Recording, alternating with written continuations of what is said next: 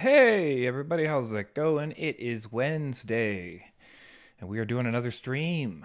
This is stream number 2 for from my channel. Yeah. How's it going, everybody?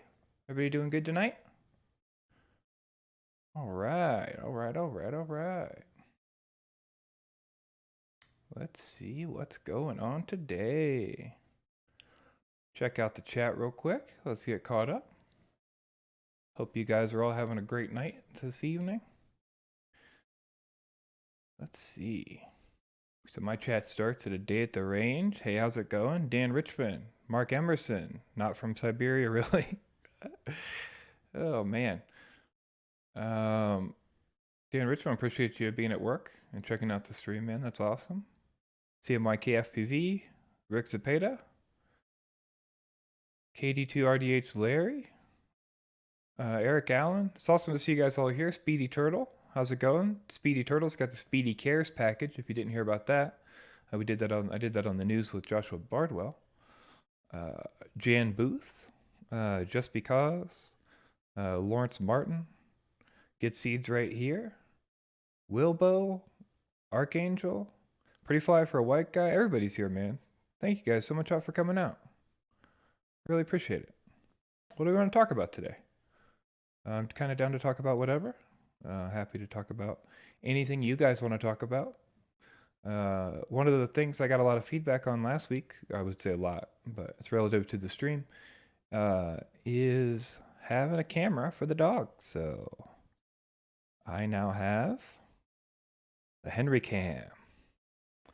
So we can see Henry anytime we want, and we can lay him right next to me if we want. And he's always there for us. So you don't need to see that empty part of my desk anyway. And you can see Henry. And he's just chilling. He's a good boy. Aren't you? Yeah. I can't say no to putting a dog on the stream, that's for sure. So let's look at some stuff that's going on today. Let's pop on over real quick to the desktop. Yes, I thought this was pretty cool. Somebody posted this earlier with a newbie drone stink bug frame. This is basically two pieces of carbon slapped together, and it's a tester frame that they were using at newbie drone. And yeah, they said it flew well enough that they're selling them. $27 seems a little steep for what it is, but seems pretty cool. Little 3-inch basher frame you can fly around. Yeah, I wonder what this will be off sale, because I think they're on a pretty crazy sale right now. Yeah, we'll have to see how that goes. Would any of you guys buy this frame? Ah, there's Zach. Next stink bug might be coming, maybe. That's pretty awesome. Speedy Turtle says, what do you think about the QAVs? I actually have that one. You said QAV-S? Yeah, I have that one on a list here. Let me pull that up. Let's see.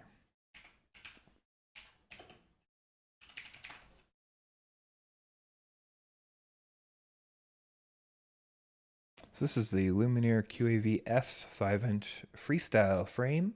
This is interesting because I believe the whole goal of it is that you're not, you're really not penetrating the arms with more than one screw. So you're just removing one screw to swap that arm off. And then also, yeah, we have a split bottom plate. So let's take a look real quick. Pretty funkin' looking design, but seems pretty cool. Like to see more frames coming out. I think Powell has a new frame out as well. Yeah, the sandwich design, Archangel says, looks like the frame Trappy had today. I did not see that stream. Not keen on the sandwich design. I did not check that out. A Day at the Range says, hey Blunty, how would be a good way to demo the HDMI out?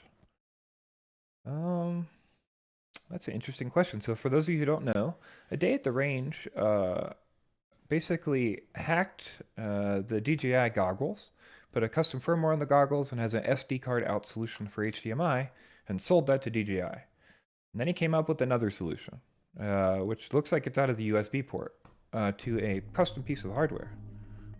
Hey, thanks for the subscription, Arctic Ice Quad.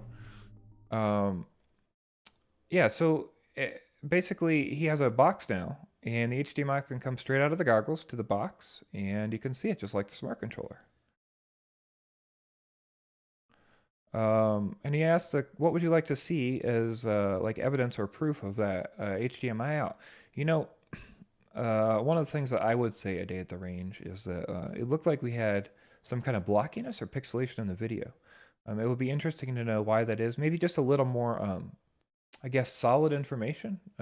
You might be afraid to get in front of a camera, but even text information in a video form, just showing, just showing basically all the details about it. What is it? What does it look like? How does it connect?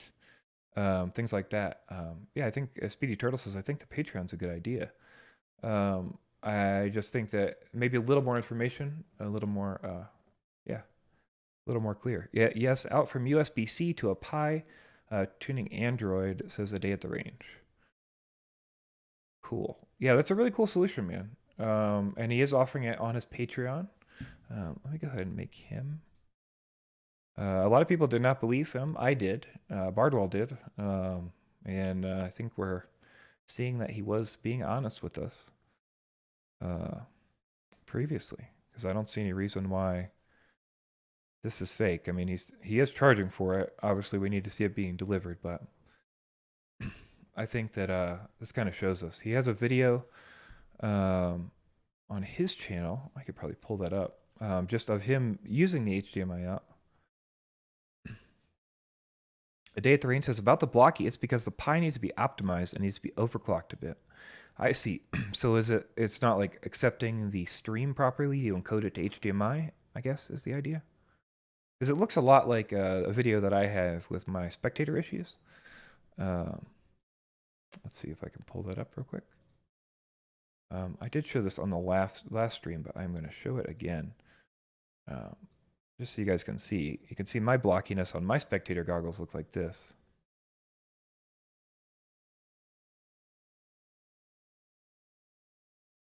And yeah, so this was pretty bad, obviously not flyable. And so when I saw the blockiness on the HDMI out from 88 The Ranges video, it definitely looks a lot similar to this blockiness. I assume this blockiness is because DJI does retransmission. So the spectator goggles are getting a UDP stream of both the good and bad packets, and they don't know the difference. At least that's what I would assume is happening.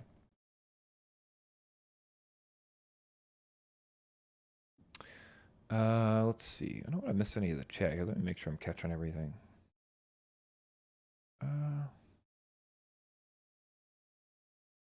Keyboard Cowboy says, just bought a Flywheel Explorer and a TBS Crossfire, just in time for winter, of course. Conformal coat that thing, man. Send it. These squads are surprisingly resilient. And you're on Crossfire, so don't crash. Let's see.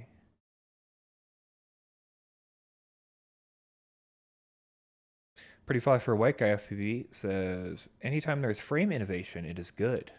I definitely agree with that. I think it's awesome to see any of these guys working on new frame designs. I should probably put my face back up. It's cool to see any of these guys working on new frame designs.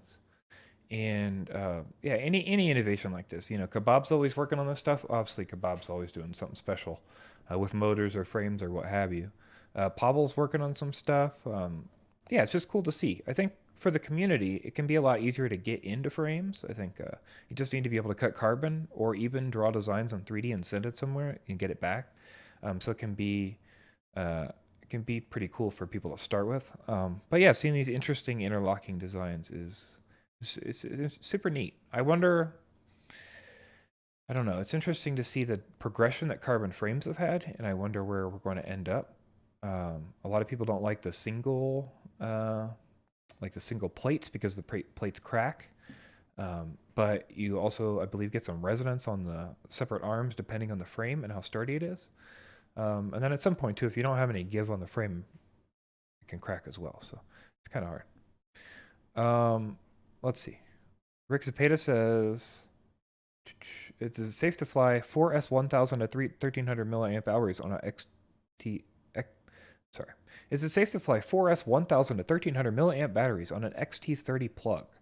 I would not do that. It is probably safe. I don't think there's anything unsafe about that, Rick. But you're burning a lot of extra energy there. And I'm going to say the 3S or the XT30 is definitely going to be the bottleneck. Yeah, you could definitely fly it though. 1000 and 1300, we're getting up there. It really depends on the amp draw, I guess, of the quad. You know, the thing you're going to see is that you're going to limit yourself when you try to fly, and you're going to kind of be pretty wasteful. But depending on the size of the quad, you know, it's very possible with a smaller quad to maybe get away with that. I think it really depends on amp draw. So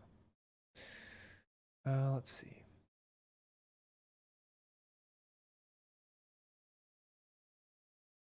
Doughboy says, I believe him, no reason not to. He did it already. I 100% agree with you. I think a lot of the haters were early on and didn't believe him the first time, but I think it's definitely happening. So let's see. Doughboy says it's true. The ones who don't believe it are nobodies. I think that's I get people's speculation, like, or hesitation to believe it. However, I think at the end of the day, somebody who's donating that much money and is hanging out that much and wants to make a name, I don't think is going to start with a lie. I don't think it makes any sense. You know, some people want 5 minutes of fame or whatever, but I think we're way past that. So anyway, we've seen it now. Bill Grimes says, what are your thoughts on the Noob Drone 1408s? I have not flown those motors. However, the flows seem pretty good. I know that early the first flow motors had issues with the metal. It was like too soft, but they did replace some of those, I think, and they have all the new motors are a better metal. I assume the 1408s are obviously not the old metal. I know Bardwell got some of the 22s, XXs, whatever size they are, with the package, and had some issues with those. with a couple of them going out pretty easy, but he also beat the shit out of them. So that's kind of how motors work. Your mileage may vary. I have definitely not tried them though. Let's see. Arctic Ice Arctic Ice Quad says, plan to naked my Cadex Vista. Any advice?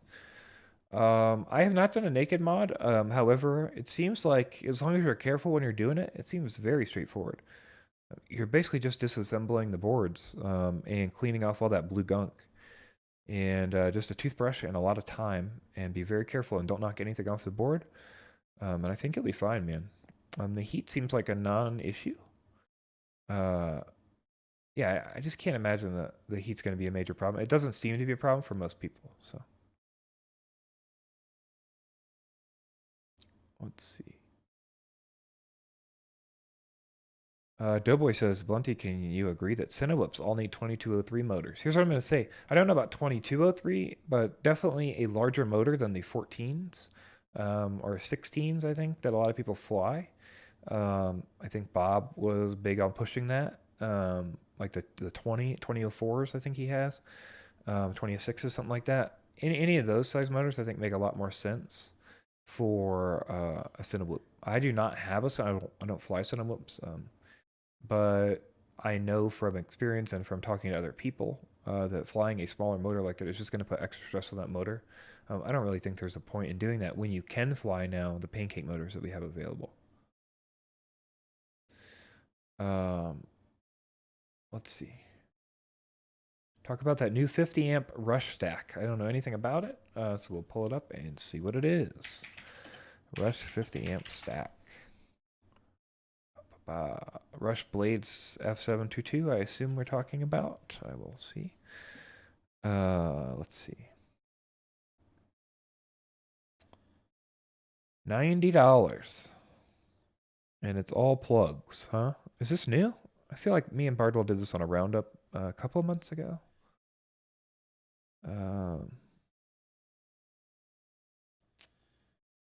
Interesting. Everything is not visible. It does have a power filter board, though. I think that's pretty cool. Not opposed to that. That's for sure. PL Holy 32. I think $90 is getting up there for me on a stack. There's that new Cricket. Cricket stack is probably something I would look at as $93. It's a lot of money to pay for a stack. I mean, if they're good stacks, they're good. Also, this is plugs. This is what's bothering me. On the bottom of this, there has to be pads, right? I just assume we can't see it. Let's pull up this flight controller separately. That's a lot of plugs. I just want the flight controller. Thank you. $40 flight controller. That's cool. Cannot see the back. There it is. Okay, we do have pads. Looks like we probably have most of the pads. RX2, 1, 4, 3, 5. Yeah, okay. So most of them are exposed. You got some extra motor wires. You could solder your UART1 power. Yeah, this is fine. This deck seems fine. And you get plugs. So you get best of both worlds. So you get your newbies or your convenience, right? And then you also get your however you want to do it, old school. I can get down with that. $40 is not bad, and then you're paying $50 for the ESC. I don't know anything about Rush FPV ESCs, so I can't necessarily recommend them, but I don't think that's a horrible price. All right, let's see. All right, let me try to catch up to chat here. Jambu says, can you tell us more about conformal coding, where to buy and how to apply? So I helped Joshua Bardwell with his website, FPV Know-It-All. And so I like to send people there because I'm helping update that list. And that's the list of products I use too. So I'm going to link you over there to his must-have tools and parts and all that jazz. And he has conformal coding listed there. It is the standard MG Chemicals conformal coding. We're going to pop right over there to the desktop. It is the standard MG Chemicals silicone conformal coating. It's on Amazon. The bottle looks different, but it's the same thing. It's 13 bucks. I think most people do like 3 to 5 coats if you're really trying to make sure. Yeah, if you're really trying to make sure you're doing stuff. I see Zach Carazales. What, am I saying that right, Zach? Says silicone conformal coating. Do not get the other shit. 100%. Make sure you're getting silicone conformal coating. So I'm going to put a link to the shopping list in the chat just so you guys can see it. And we'll pop back over to the combo cam. Let's see.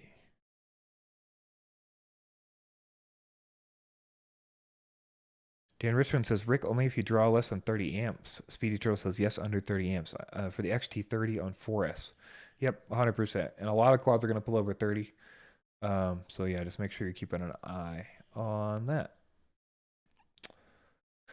Fluoxetine says, what do you think about overvolting motors with smaller props than recommended? Like, for example, using 3-inch prop on 5-inch motor and pushing it to 6S instead of 4S on 100% throttle. Race Whoop Facebook group. Not familiar. I will go do my research on this. Let's see what my initial thoughts are on that. So taking a 3-inch prop, putting it on a 5-inch motor, and spinning it a lot faster. I mean, realistically, I just don't know that I understand the point. Because... Because what's a 5-inch motor? What are we calling a 5-inch motor, right? A 2207 or something? Because right now we're doing pancake motors, like the T-mounts. And you can do 3 to 5 on those. I wouldn't think it was crazy to put like a T-mount, right?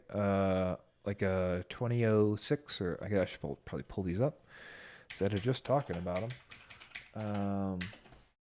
Motors. Let's see here. Back to the desktop cam. Yeah, so like this 2203, this is what you were talking about earlier for the Cinewhoops. I think this makes a lot of sense. Or even something flatter, or smaller rather. But yeah, this makes perfect sense.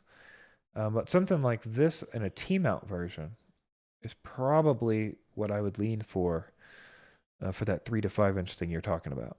I would want to keep it flat for sure, as I don't think you need the stator height to move the small amount of prop that you have in proportion to the size of the motor. Like what are you doing with the work you're doing, I guess is the best way to look at it. If a bigger motor was better for a smaller prop, I wonder why we wouldn't run, you'd continue to scale that up, right? And you'd continue running a smaller prop on a larger motor until you kind of get ridiculous. But maybe that is something we should be doing. I'm interested to see more about that Race With Facebook group. Let's see. Pretty fast for White Guy says if a day at the range is trolling, he has to get the Troll of 2020 award. I 100% agree. He worked very hard on that one. If so. Pretty fast for White Guy says I have 1507s on my 3-inch Cinewhoop. I think the classic is 1507s on the 3-inch Cinewhoop. I think most people are running 1507s on the 3-inch Cinewhoop. Glass Pound, do you have to clean off blue gunk? I left it on. Yes. You don't have to, but I would say it's probably in your best interest. It's going to get dirty. It's going to get kind of gross. It is some weight, though. I doubt the weight is that heavy. So, you do you. But I will be taking mine off when I do that, the Naked Vista. Speedy Turtle says your wall is still tripping me out. Is that a good thing? Maybe that's a good thing. I don't know. Hard to tell. Pretty Fly for a White Guy says, yeah, you don't have to clean off just thermal paste. Yeah. Nobody says, yes, that's the stack. Jeff Cart says, definitely makes a difference. I have the 2203 3000s on a Centaur. Yeah, I definitely think any of those bigger motors are going to make a difference. Big flat motors seem like the way to go. What is a good alternative to a FreeSky XM Plus receiver? Oh boy. Jumper R1 is like an RSXR. I think that's not the worst choice in the world. I don't know if the new Arters are ACCST at all. If you have an access radio, it's probably better to just go access if you just can't get out of the FreeSky ecosystem. Maybe somebody else will have a better recommendation than for a D16 receiver that's actually got some distance on it.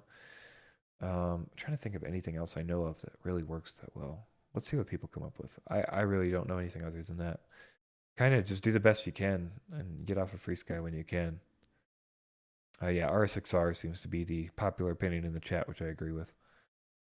Lawrence Martin said Johnny 5 did a review of the rush stack, but I remember Skidoo saying something about rush stacks. Speedy FPV says I prefer to Speedy Turtle FPV says I prefer to solder. Yeah, I do too. However, sometimes the plugs are really convenient. I'm not always opposed to it, so let's see. If the Rush ERC is as good as the VTX line, they won't be bad. That is true. The Rush tanks are awesome.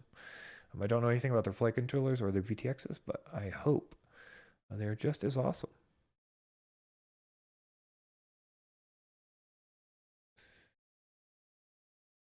Let's see. 35 for White Guy says I do one coat and it was usually fine. Yeah, just in case, you nick a side of something and then everything shorts. It's a bad day, so.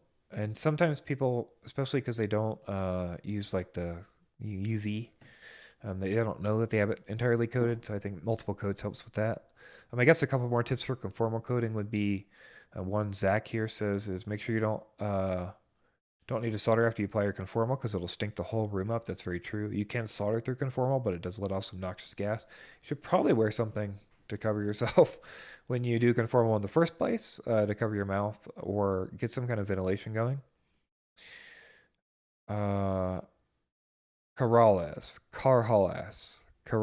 I think that's what you mean, is your name, Zach. Yeah, as Dan says, if you have a UV light, you can check your conformal coating to make sure you didn't miss a spot. Continue to forget this.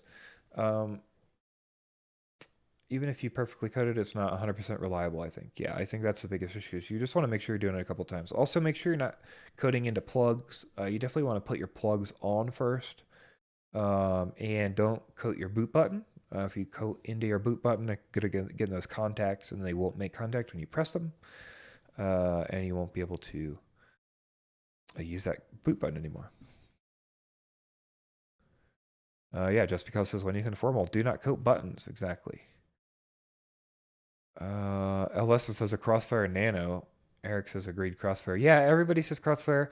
Crossfire is perfect. Tracer is probably a good option. Ghost is probably a good option.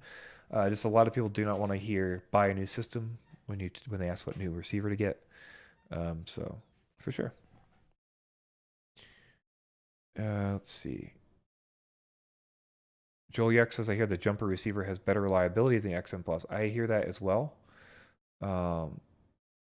Yeah, I would definitely lean towards like the jumper receiver.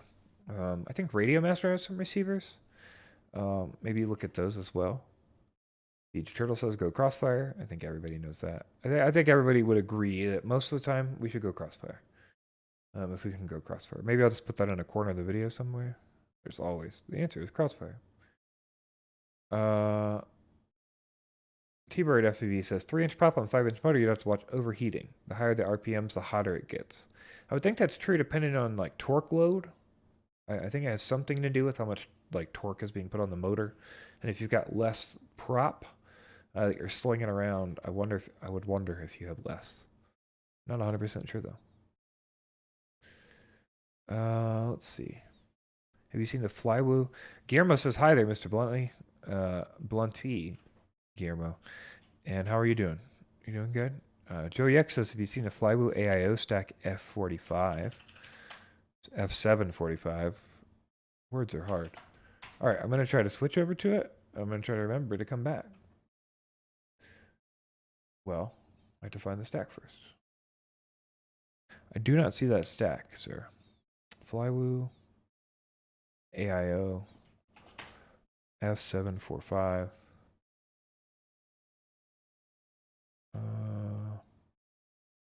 Is that a Goku stack? I do not see it. Maybe give me a link for that or tell me how I can Google that better because my Google Foo is not working right now. Eric Allen says, what's your pick for a 4-in-1? My go-to has been discontinued. My go-tos are Hobby Wing, if you can find them, because they're only $50 for the 60 amp, and I think that's a good ESC. The 40 amp's also a good ESC. That's a Vanover ESC. The T-Motor ESCs seem to be really good. I have not used them. Diatone Mamba ESCs, the Pro and the normal, seem really good. I would definitely recommend those. Let's see.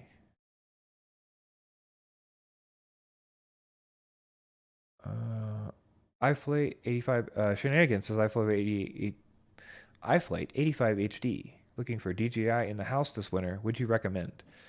85 is probably small enough to fly in the house. However, I think a Vista on an 85 that you didn't decase is getting pretty heavy. I think even a decased Vista is getting pretty heavy.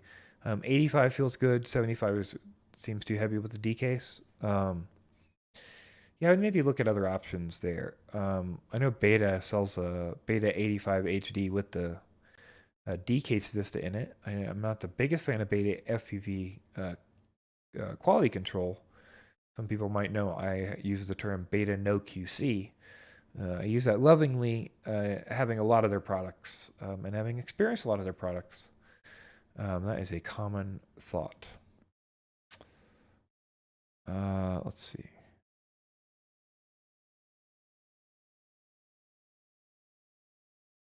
Let's see here. Don't want to miss anything. Joey X says Cut King is a pretty good alternative to conformal coating. You can coat over button and it seems to work so good that people are flying underwater. I've heard that a little bit, especially if you can't import conformal coat into your country like I do. Fair enough. Tiago Ramos is here. How's it going, man? Thanks for coming. Where do you fly for a white guy? Says Hobby Wing 60 amp 100%. Personally use the Hobby Wing 40 amp and have not popped one on 6S. I fly it every day with some to many packs. Let's see.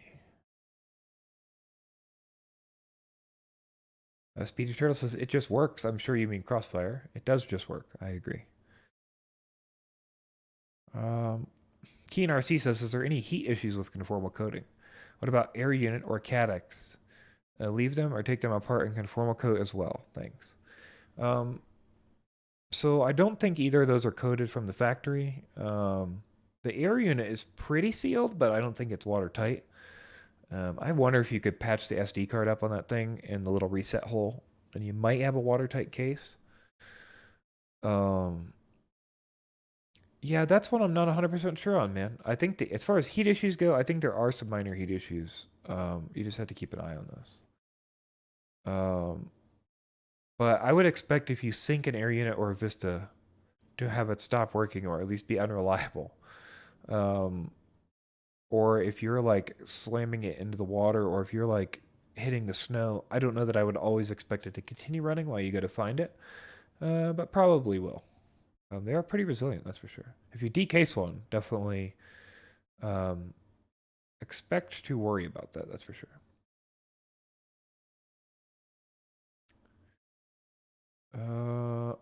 Speedy Turtle says I have a 50 amp Hack RC on my 7-inch. Yeah, Hack RC seems like a good company. I just don't have any experience with them at all. Bill Grimes says, has anyone ever taken an air unit apart? Lots of people have done the air unit. If you hit some YouTube up for that or the DJI FPV group on Facebook, there's a lot of that before the Vista came out. That was super big. And then I think it eventually moved into mainly just doing it with the Vista. So let's see. A lesson, R6R is better than the XM Plus. Definitely is. Adam Boswick, are the FreeSky R6Rs being shipped with any different firmware than before? I've been hearing they're have the new pre 2.x installed. So me and Joshua Bardwell have been working on that. Joshua sent me an R6R from RDQ to test. I tested it and did not find any issues on the R6R. It was on 1.x when I received it. There's no way to know if that was backstock or not, but I would expect that if anyone is cycling through R6Rs at a reasonable rate, it would be RDQ. That being said, I have on the FPV news, I listed 2 reports that we had where I helped somebody flash an XN Plus back to 1.x, ACCSD 1.x, and it worked. And we did that a few more times. And then also, I had a few people confirm to me on the Discord today, and one person on YouTube as well confirmed on that video that they also had the same thing. So I'm confident in saying that at least the XM Pluses right now are shipping with 2.x. So you will have to flash those back to 1.x to use them, or you will have to flash the radio forward to 2.x. But then, of course, you run into your classic issues with ACCST compatibility with the rest of your stuff. You don't want to lose the ability to bind with SPI receivers. You can still bind on D8 if your radio has D8, unless you're doing access. Oh boy, good times. Everybody loves FreeSky.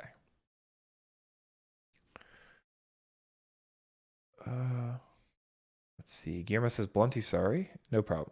No problem, man. I get Bluntly more than I get Blunty, I think, and that's fine. I just want to make sure people know what my name is. No big deal.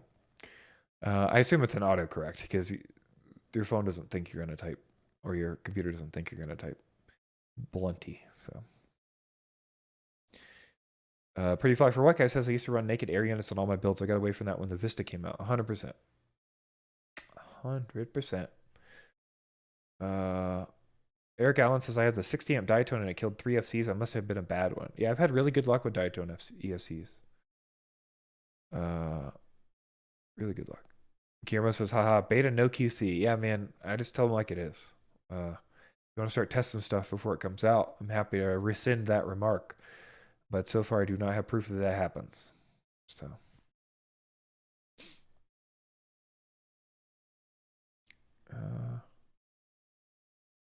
Joel Yuck says, hey, Blunty, any good race frame to introduce? I was thinking Source V, but not sure how vertical frame works. Or should I go something like Switchback? I think most racers would tell you Switchback at this point makes the most sense. The Switchback is an excellent frame. Evan Turner definitely knows what the hell he's doing. I think this year at MultiGP, or not MultiGP, well, yeah, MultiGP, the Florida competition they had, there were like 70 to 80% of the pilots had a Switchback. I think a Switchback is pretty much a no-brainer at this point. Also, I think if you're racing all the time, Evan has those plug wires. Basically, he sells motors with plugs on them, or you can do the same thing on your own. And you just hot unplug the motor, 4 screws or 2 screws, however you do your motors. Put the screws back on and plug it back in, and there's no soldering to do to change the motor. The best thing for races, I think, anybody's done in a while. It makes a lot of sense. For sure. Pretty Fly for White Guy says the antenna and where the air units will go in. Air unit wire goes in will leak. Okay, that makes sense. Keen RC says, thanks, bud. Trying to build an salt air-friendly Rag E. Salt air is tough, man. Corrosion City. So I'm going to tell you something that most people do not mention is Corrosion X. It's nasty as shit, man. It's like a goop. It's a horrible goop. But Corrosion X coats. It coats everything in this goop, and it will stop corrosion from happening like live. Something can be corroded, and you can spray Corrosion X on it, and it will start removing the corrosion from the surface of the components. I like to carry some anyway, just to spray on. I used to use it on my Tiny Hawk 2 all the time. I think that's something to think about, especially if you're doing saltwater and you don't really care about it being gross. Just blast that bitch every time you fly. In addition to Conformal, even. I don't know if it'll take off Conformal. I doubt it will. It's kind of like it's just like a thick, oily substance. They also make one for aviation, and they make one for saltwater. So definitely take a look at those. Tiago Ramos says, yeah, they're a pain to maintain. Get the 5-3 switchback. Amazing frame. 100%. Guillermo says, waiting on that Orca Digital. I think we're going to be waiting a while on Orca Digital, man. Just can't imagine Orca's going to have anything soon. I am actually interviewing soon here in the next few weeks, hopefully. FPV Blue, the guy from FPV Blue, David. I don't know if any of you have heard about FPV Blue. It was an old HD system, and it actually got canceled around the time DJI released. It was a little too expensive, but it seemed like a cool option, and it seemed like a low latency option. It was a large unit. It worked on 1.3, and then I think later came out on a 2.4 system, but all that information will come out in the video. Hopefully we'll get a good interview with that guy. I'm really going to dig in the history of digital video and the history of video in general. Yeah, and take a look at that in FPV. I think it's super interesting, and I think a lot of people have not covered that. And a lot of us, I mean, I'm pretty new. I'm 11 months in. I don't know anything about it, you know? Speedy Turtle, subscribe. Thank you so much, Speedy Turtle. Much appreciated, man. Let's see. Pretty Fly for White Guy says, I have multiple videos on my channel where I sync air units to Vistas, and I'm still running those units. Yeah, I don't think it'll kill your units. I think you're just going to expect not to, like, have video when you pull it out, but I might be wrong there. Random FPV. Hey, man, how's it going? Let's see. Well, you guys are popping off on the chat here. Let's see. Private Island FPV. Hello, how's it going, man? Thanks for coming by. Mouse FPV. Yo, how's it going, man? Oh, let's see. The last RSXR was, Speedy Turtle says the last RSXR was pre 2.0. Okay, fair enough. T-Bird FPV. Crossfire always works. That it does. Tiago Ramos. Friend received an XM Plus this week with 2.x. We used your Google Drive to downgrade it. 100%, man. That's awesome. I have a Google Drive. I will link in the chat just for everybody, just so you have it. I have an active repository of all the FreeSky firmwares that I built. And just in case, oh, that is probably not the right link. It is not the right link. Classic. Get link. Copy link, paste link. I made a copy of all the FreeSky firmwares just to make sure that everybody has them, because now that we're shipping XM Pluses on 2.x, I'm concerned that they're going to start taking these down. And they did take down an old R9 firmware, which I have, and a couple other old firmwares, which I received from a few different people. If you have a firmware that I don't have there, I am happy to add it. Please email me at itsbluntyfpv@gmail.com, and I will be glad to add that for you. Harry over there laying in his toys. He loves his toys. Let's see.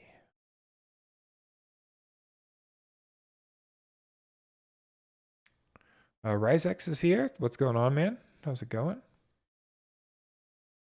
B-Man FPV, how's it going, man? Rick Zapata, I got away from FreeSky a while ago just because of all the binding issues. 100%. Most other companies don't have any kind of binding issues like that. You know, Crossfire, worst case, you hold a button on the Crossfire, it updates itself back to an old firmware. You hit bind on the radio, and then you're done. Worst case, and then you plug the radio into USB and click a button. It just couldn't be much easier, man. And that's how Ghost and that's how Tracer are too, and that's how everything should be. You know, the R9 OTA stuff seems a lot better. Patrick Ruan says, I got two OTA R9mm RXs from RDQ. Can I flash Flex firmware with my old R9 ACCST? Do you have the R9mm Flex firmware? I do believe I have the R9mm Flex firmware. Hopefully it's in that link that I posted under there. I do not know anything about flashing Flex firmware or how access works or OTA on R9 at all. I hope to get an R9 system pretty soon, and I want to flash that to Express LRS after I learn R9. Because I do want to help people troubleshoot on it. And Express LRS seems like a really cool thing.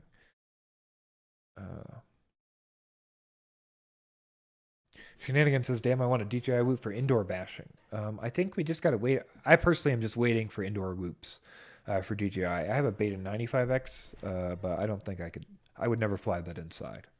Other than maybe like trying to make video for somebody or something. But it has jello, so can't do that. So 95X V1, lots of jello. It's another Beta FPV product that came out and was clearly unflown. Anybody who flew a 95X from the factory, anyone, literally any engineer, would have seen in the goggles the shaking camera. It's the most obvious thing in the world. If you've flown 3 quads, you would see the shaking camera.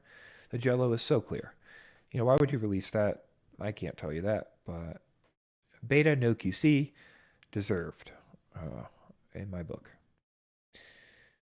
Nico says, hi, what do you think about DJI FPV Black Friday? Unfortunately, I think we saw it. You know, I'm not going to say too much here. All I'm going to say is I received another confirmation from another source that I trust that DJI V2 is coming. I think with that news, with some retailers getting stock but not a lot of the goggles, I think what we're seeing is the shortages from Huawei, and them switching over to a new chipset. Um, so I personally think that we're not going to see much DJI FPV sales. I think we're seeing what we're going to see. I would love to be wrong. I'd love more people to get in at a better price. Um, yeah, but right now I just don't think it looks that good. I guess I should, before I put my foot in my mouth, I already did, but I'm going to go double check the DJI Black Friday sale and make sure it has not changed. But I'm going to guess it has not changed. We will look at it together because I am a professional. All right, here we go. Yeah, just the DJI FPV Experience combo is $819. That's not that cheap. I do not think right now it makes sense to jump in with the new goggles coming out at this price. I think if you're doing like the newbie drone, no, newbie drone doesn't. I think if you're doing somebody who has a discount on these goggles, maybe 20%, 15%, or if you see them, I think that makes a lot of sense. But if not, then yeah, I don't know that I would do that. Let's see.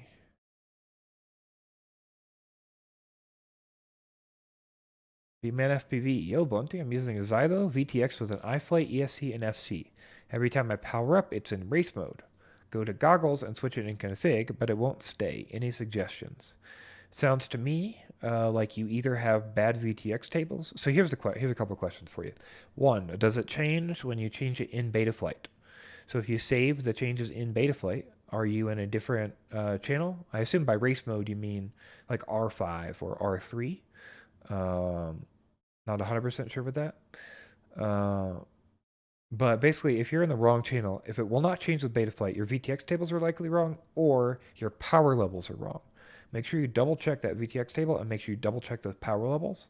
If it's writing a bad power level, I believe it will default to the lowest power level, like a pit mode or a 25 milliwatt, and it will default to like a default channel, and then we'll use a push button if it has it instead of the smart audio, so it's not going to make any difference. If it does change when you change it with smart audio and then it doesn't stay, that definitely to me sounds like, yeah, an issue with the VTX tables or the power or something. If you see device ready in Betaflight, so you are seeing like, device ready on the status and you have a battery plugged in, that means the VTX is getting power and it's seeing Betaflight, or Betaflight's seeing it rather.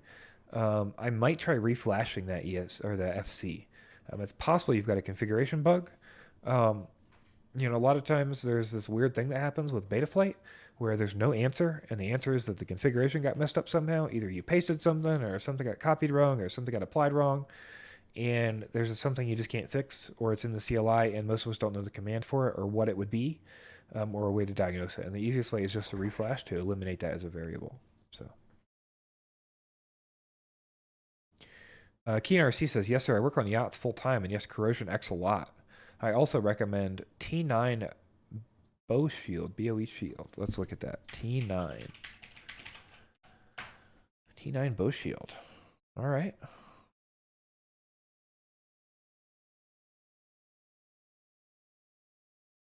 Come on now. Anytime. Just open up. Anytime. Anytime. There we go. Okay. Tread Bikely. That's a good name. T9 Bow Shield. That's a review. Okay, great. So it's yeah, it looks like the similar idea.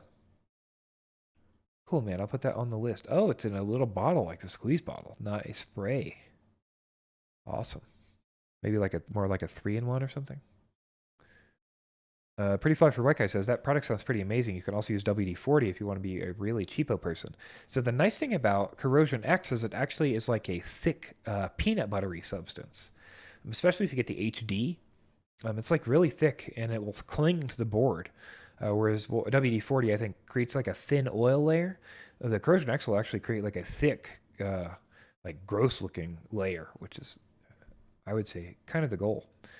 Adriano Casimiro says, do you know anything about OpenHD? I don't know a lot about it. It's on my list of things to research. If you have any information or you want to send me summaries or videos or anything, I'm happy to take those at itsbluntyfpv@gmail.com. There's a lot of things to research in this HD video Yeah, history. There's a lot.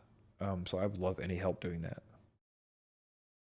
Tiago Ramos says, I hope they will go Fat Shark Alliance. I'm not sure what that means, but if you mean Orca, they definitely are not going to go Fat Shark Alliance, or at least that's what they alluded to. If you look at that Orca letter, they specifically call out DJI being closed source, but they also call out, I did it again, they also call out Fat Shark, I believe in that, because Fat Shark is closed source as well. Fat Shark has an encryption verification IC, and that IC has to be present on the camera, and it has to be approved by Fat Shark to work on the SharkBite system. So to me, they're just the same in that respect. Steve 3PO FPV. So if I've been flying for 3 years and I usually just match the UART number for what the FC says to, I hear people talking about how good it is to have a bunch of UARTs. I don't understand how they work. Steve 3PO. So they're only talking about if you need UARTs for extra devices, right? So let's say I have a real pit. Okay, real pit could be one of the UARTs that I use. So that means if I have my VTX, okay, my VTX has smart audio, that's one UART. I have my Crossfire Nano, TX and RX, that's the second UART, okay? Well, now, what if I want to control my camera? Like I have a run cam with the TX RX to control it with run cam. Well, so that would be a third UART.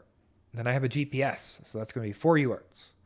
Okay, then I have a real pit, so that's going to be 5 UARTs. And so you can see how as you start to add components, you're going to need these extra UARTs. And yeah, it just really depends on your application. Most people need 2 or 3 UARTs, I think, typically. One of the problems can be limitations of what the UARTs are, what pads are exposed. So sometimes you'll get a board, it'll have 2 UARTs, and you need to put Crossfire on one, and you need to use the other for smart audio. But actually what they gave you was a TX-RX for UART2, so you can use Crossfire on that, but you only get an RX for a UART1 because they expect you to put the receiver, the old style receiver, on UART1. So now you're effed because there's nowhere to put your TX pad for smart audio. So you can try to remap that RX pad, it might work, it might not, or you could try to remap like a motor or something else with a timer. Yeah, just some use cases and reasons why you would want more UARTs. I'm drinking Diet Coke for anybody asking. Not exciting in the slightest. In the slightest. Okay. Let's see. Guillermo says, so I wait until Eachine bring a cheap digital. Well, that would be interesting. That would be super interesting. Is Eachine working on a cheap digital? Super interesting. Clinton Edmondson says, oh boy, I am losing chat. Okay, I gotta catch up. What do you think the best 20mm stack for a 3-inch Gecko Vista build would be? 3-inch Gecko Vista. All right. Let's see. Gecko frame. And the next question, we have to look it up. That's okay, though. No big deal. That's what we're here to do. We'll get to them all. I promise. All right. FPV frame Gecko. I need to see the Gecko 3.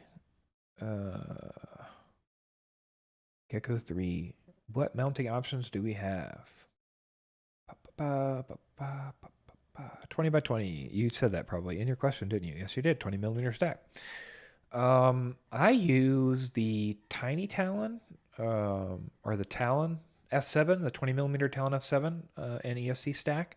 I thought that was pretty good. No, I'm sorry. I use the Tiny Talon and a Speedix ESC for the 20 by 20. There's a lot of good 20 by 20 options right now. I think it'd be hard to go wrong. A Diatone 20 by 20 stack would certainly be on my recommendation list just because I have a good experience with Diatone. Your mileage may vary. Random FPV says, come on guys, hit that like button. Hey man, it does help out. So anybody could hit that like, it would be appreciated. Got about, well, there we go. Got a couple more likes there. Not too bad. Boot FPV says, Guillermo, is there a live stream you ever miss? Guillermo is always here, man, and we're happy for his support. Never turn Guillermo away. Random FPV says, I just built my first quad. Super happy with how it turned out. That's awesome, man. Ryzek says, I have a weird question. Is it possible that some motors would come with a washer between the bearing and where the screw connects to the bell at the bottom? And is that washer needed? If you're asking, Yes. I would, depending on the motor design, I would think, yes, there could be one there. If it's there, it's probably there for a reason. I would guess it's there for spacing or to stop rubbing. So I would definitely expect you have that washer.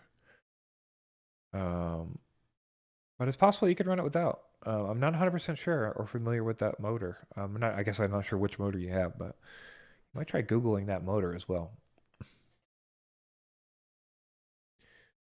Leston says, I think people are getting excited with the new version of the DJI goggles. I wonder how much of that is true. I can tell you that I am about 98% convinced from my personal sources, not any public sources, not anything anyone else has seen, things that I have been emailed and no one else has been privy to except the people who've been emailed that as well. I am 98 to 100%. I'm so close to being sure, and it's hard to be. Basically, multiple large companies would need to be totally incorrect in their emails and their information that they passed along for me to be wrong or for my contacts to be incorrect. I do believe a V2 is coming very soon. And by very soon, I mean 2 to 3 months, which is very soon in the perspective. I think, Bardwell has always said before spring or around spring. I think the goal was like pre-Christmas. And now we're going to see it come out as soon as it can. Unfortunately, I think with the Huawei shortages, as soon as it can is not super soon. But 2 to 3 months, I'm going to guess. Let's see. Speedy Turtle says they took the R6R firmware down for a while. I did not know that, and that's good to know. Pretty fly for a white guy explaining UARTs. And he's run those motors without the washer. Very good to know. Let's see. Guillermo says, I used to fly Futaba. When I switched to FreeSky for quads, hate binding like hell. 100%. Nobody likes it. Boo to FPV. Is it okay to finish an autoflower on 1212? I was growing 2 autos and one never flipped. The one that did flip got way too big, and I was just going to flip to 1212. I'm not going to lie to you. I don't know shit about autoflowers. Anything commercially, we don't use autoflowers. There's no point when you're doing clone-only strains to do autoflowers. We don't grow from seed commercially unless we're doing like a new genetic. So, we have like 60 or 70 genetics, but we're like popping, 20 seeds. We're pheno hunting out of those seeds and then having those as mothers and doing clone-only off those mothers and then rotating those moms. So I can't not give you good advice with autos. I would think it would be fine because to me an auto is the same fucking plant. Your hormones are just changing automatically instead of with the light schedule. However, I can't tell you that. I don't know. I don't want to be wrong and then ruin your plant. So unlike most cannabis consultants or people, I'm not going to bullshit you. Keen RC says, have you been able to get rid of Jello on your personal 95X? I have not. Oh my god, I did it again. Have you been able to get rid of Jello on your 95X? I have not. I have seen there's a printable piece, and there's like these printable shims that you can use. And so far, I have not used those. My printer is down. I need to get it back up, but not interested in doing that anytime soon. CMYK FPV says, any tips for soldering on capacitors? The general rule for soldering on capacitors is you should get the capacitor as close to the as close to the ESC positive and negative pads as possible.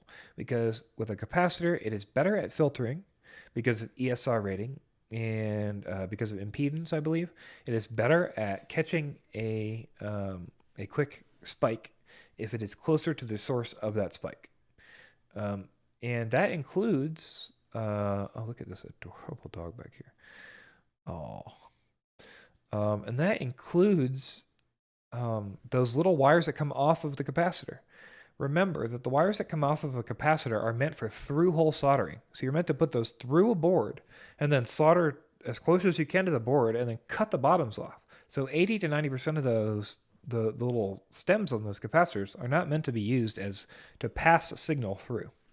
That's something I like to consider. So something you can do is use a Waffles cap. I will pull that up and let's see, Waffles cap. And that is a pretty good option. Or you can just manually solder wires, which I tend to do. You just got to be careful about heat. If you're manually soldering wires, there can definitely be issues with heat. Come on, any day.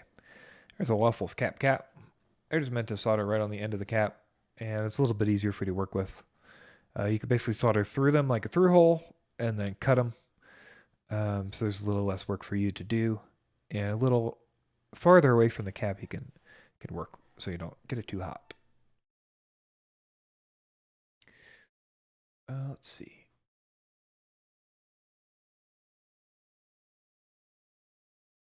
Ryzek says, kind of not understanding the point of the washer. It's a screw used covers the inside wraith of the bearing. I figured I would ask. I'll just say that typically, unless they're like using a screw, I just don't. Typically, a motor manufacturer is not going to include extra shit that they have to pay for because they felt like including extra shit. So it may not be needed, but I likely bet there's a reason that they added that washer.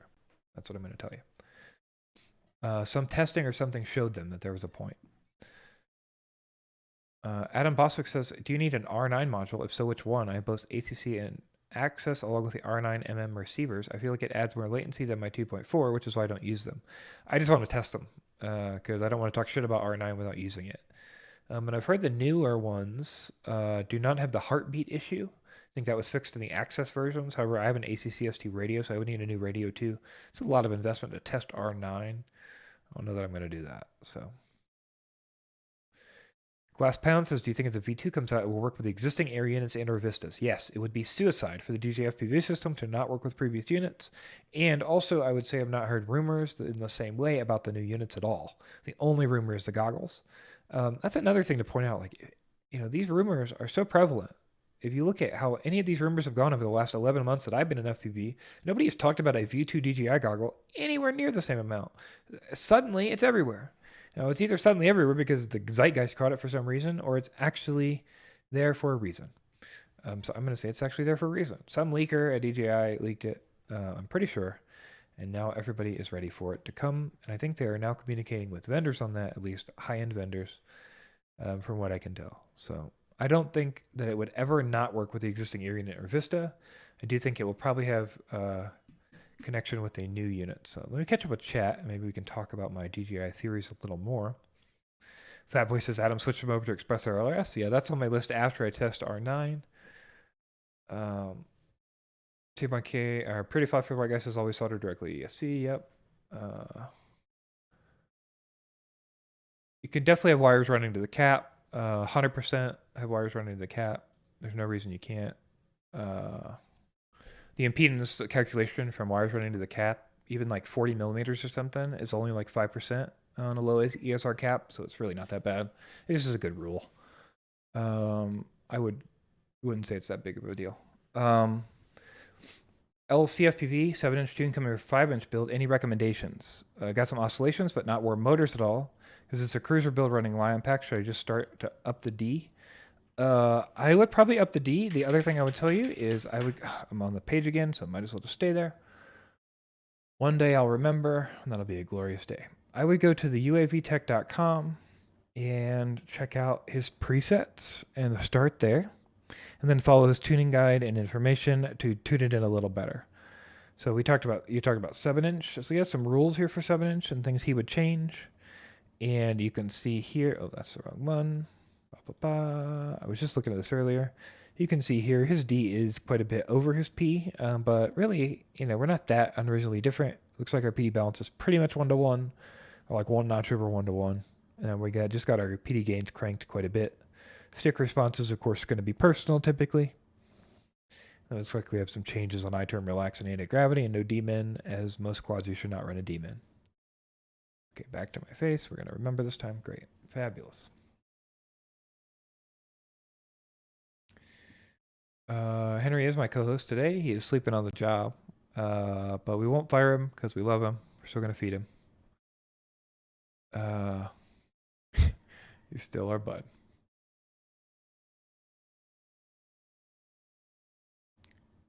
Let's see.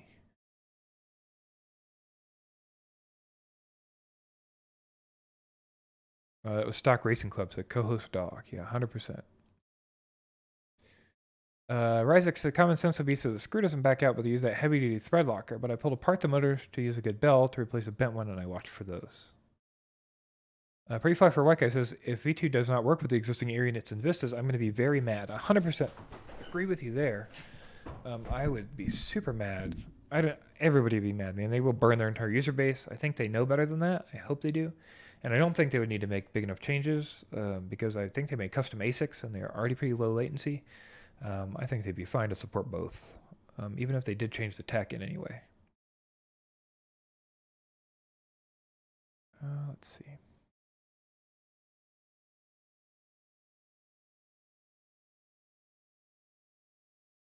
So Ryzex, I'm going to say, he says 2 motors didn't actually have them for the factory, and I just purchased a new motor and it didn't have the washer. Just message the company then, because they're obviously the ones deciding to do that. You should ask the company 100%. If they don't match, then something's wrong with that. You should talk to them. 100%. Like either they decided to stop using it because it wasn't necessary and then they can tell you that, or they didn't and they cannot tell you that, or the screws are longer or shorter, or they changed the internal mechanisms, or they changed the thread locker, or like, yeah, I'm sure there's some design reason they did that, I would imagine. If not, then I would stop buying them because they're not consistent and they don't know what the fuck they're doing. You know, that's another way to look at it. Speaking of Ryzex says, speaking of peanut butter, what kind of pitch is the Ethics P3? Get FPV has a deal on the peanut butter P3s for 10 at $20. I'm wondering if they're good for freestyle.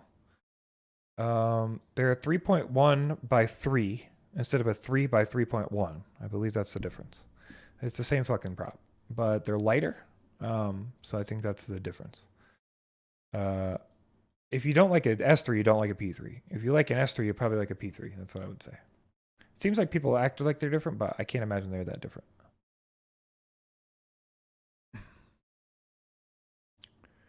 A lot of people complain about S3s not having enough grip, especially if you live at altitude, but even in the ground at sea level, people complain about S3s a lot. Let's see. Stock Racing Club says I had F4 20 by 20 with 2 UARTs. UART 2 is for S-Bus. Can that UART for GPS? And not unless they expose you a TX and an RX pad somewhere. You have to skip the inverter, so you could probably solder around the other side of the inverter if you could find it for the TX pad, but you also need an RX pad. I'm sorry, for the RX pad, which is the S-Bus inverted, but you also need a TX pad, so. Bill Grimes says, can you create a new timer in CLI? I have no idea. I think that's something to do with the targets or the way they're built. I think you have to rebuild the target with the timers. There's DMA and stuff involved. That's way past what I know, for sure.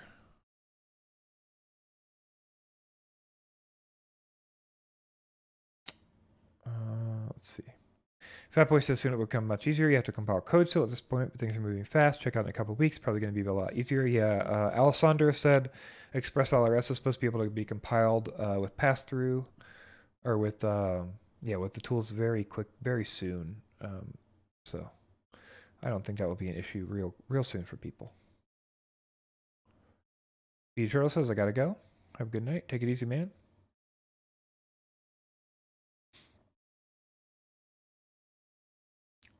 Let's see.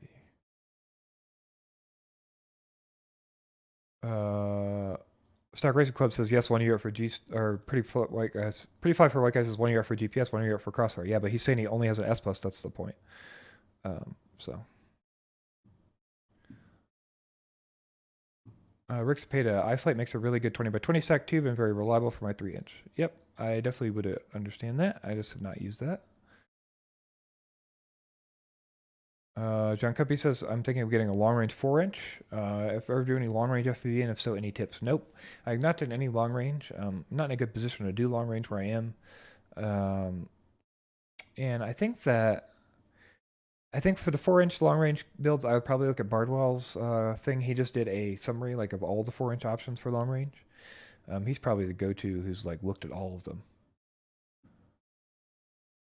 Archangel says I keep autos on 16.8, tried 24 and 24, 20 and 4 and 24, and 16.8 seems to work the best.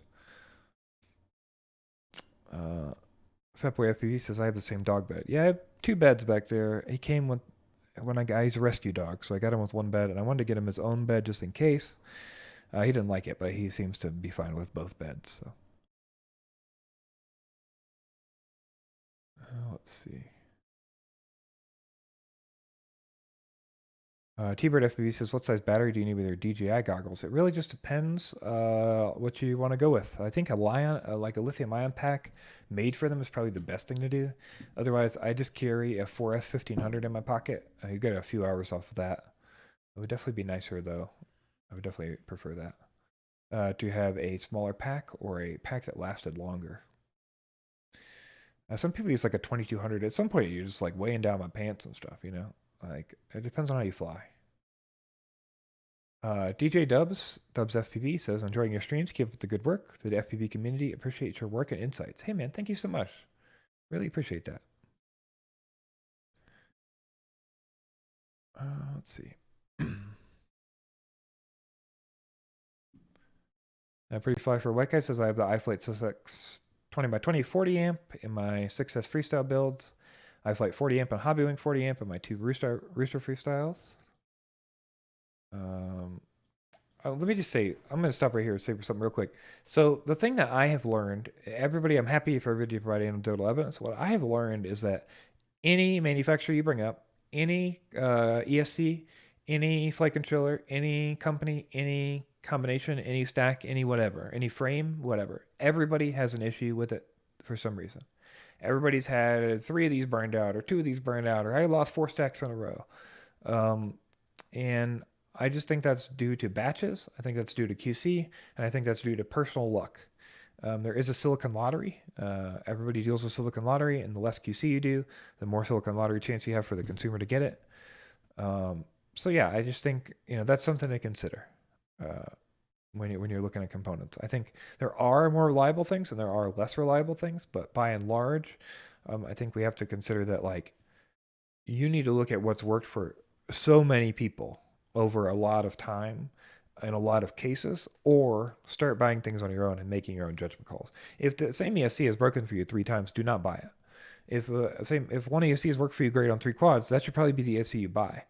That's what I would say. It seems to work best for you in your situation, and you found a good batch or a vendor or supply of that part. So,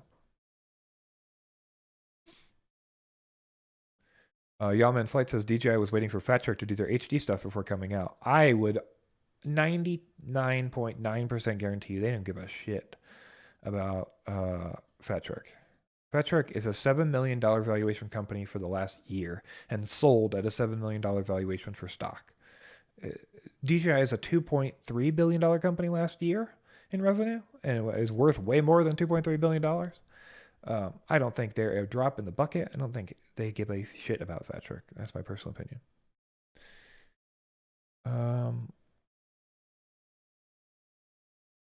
LCV FPV says, I heard someone had a website for that stuff. Thanks, Blunty, and UAV Tech.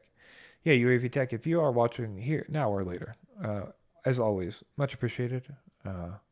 Doing some good tuning work for us all of us out there. Let's see.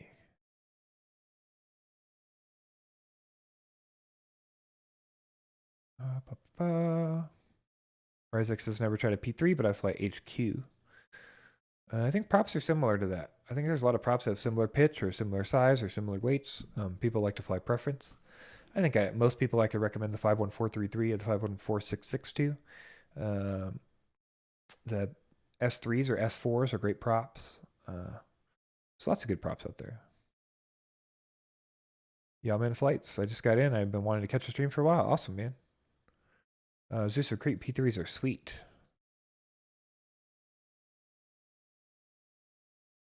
Let's see. KD2 RDH Larry says, I'm digging the amount of chats that's read out loud. I'm tinkering and not reading tonight. Thanks, Blunty. Of course, man. Until I have stream content, this is my stream content, so I'm happy to read them. And yeah, I think when I listen to things like this, I'm also listening back. I'm rarely watching. So I like to provide content that I like to see. And this is that kind of content. The worst thing about being on the FPV news with Joshua Bardwell is that I cannot watch the FPV news later as I normally would because I miss like an hour of podcasting that I would otherwise get.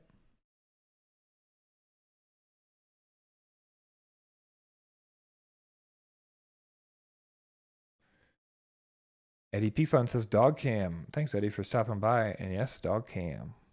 Back to the Henry cam. Oh, he's so cute.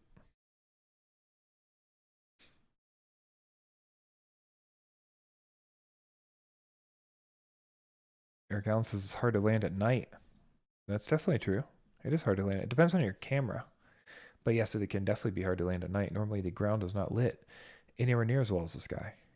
Diving Falcon FPV. Oh my god, finally made it to alive. Oh my god, love the puppy cam. Thanks, man. Super cool. Let's see.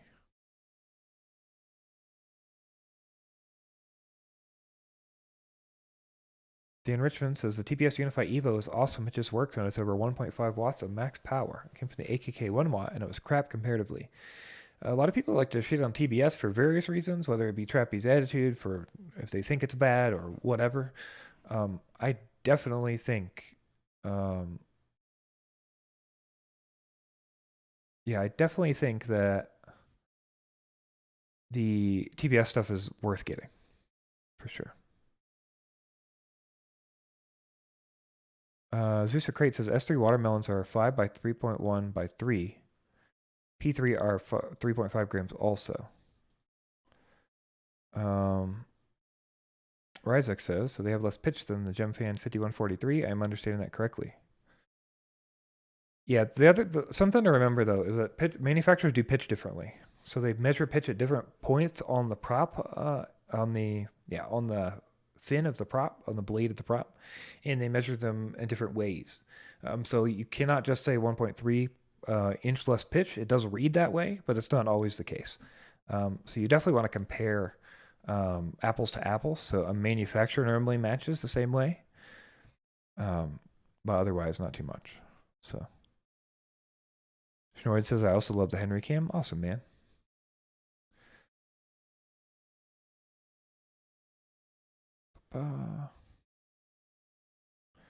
Rick Zapata says, that was great advice you gave. It worked. Stick for it. If it works for you, stick with it. Everybody knows flies Crossfire. I'm flying Tracer. Took the chance and it was all worth it. Yeah, I think anybody who buys Crossfire, Tracer, or Ghost at all is going to be super happy with their purchase. And I think they're all correct. Yeah. Reese FPV says, wow, 60 viewers and 60 likes. Just got here. What's up, guys? That's awesome. That's a great, that is an awesome ratio for you guys. Thank you so much. Thank you so much. Let's see. Jan Booth says, do you have podcast recommendations you'd like to share? By the way, thanks for good advice on conformal coding. Podcast advice is hard. For FPV stuff, there's not a lot. Nerk has the Good Flight podcast. He does that live. That seems like a good podcast.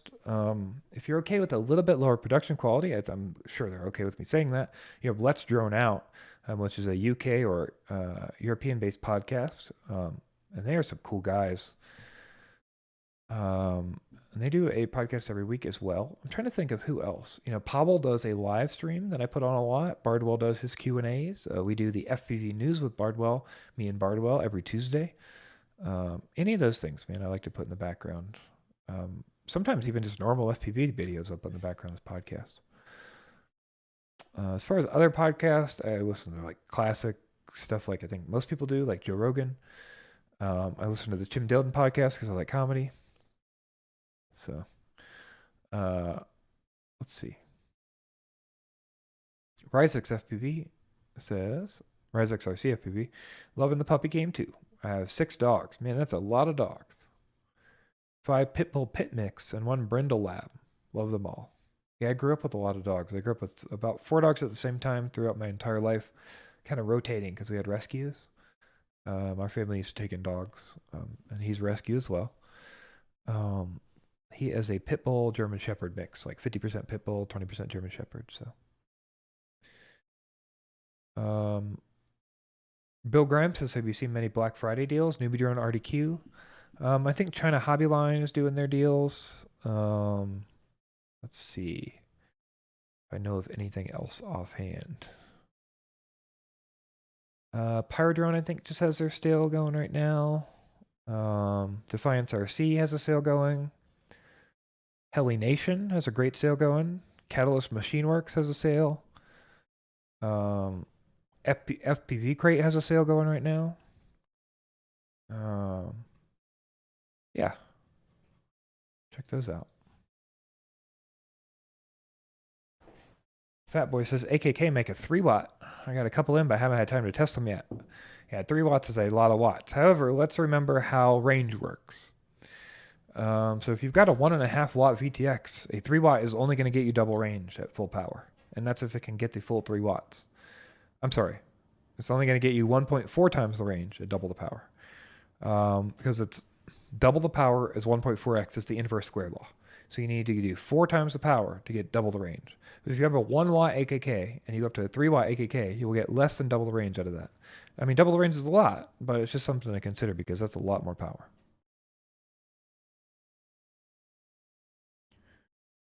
Let's see. Dan Richmond says, I also like the Umagod 4 plays. They are 4x8 by 3.6 by 4. That is an interesting size. 4x8. 4.8 rather. Velociraptor Foil says, old the FPV show, outdated but a lot of fun. Check that out. Zeus Crate says, I like Bot. Yeah, I love Bot, man. Bot's awesome. Bot's not afraid of anything, man. Bot is smoking weed on camera and not giving a fuck, which is cool. And, you know, maybe I'll do that at some point too.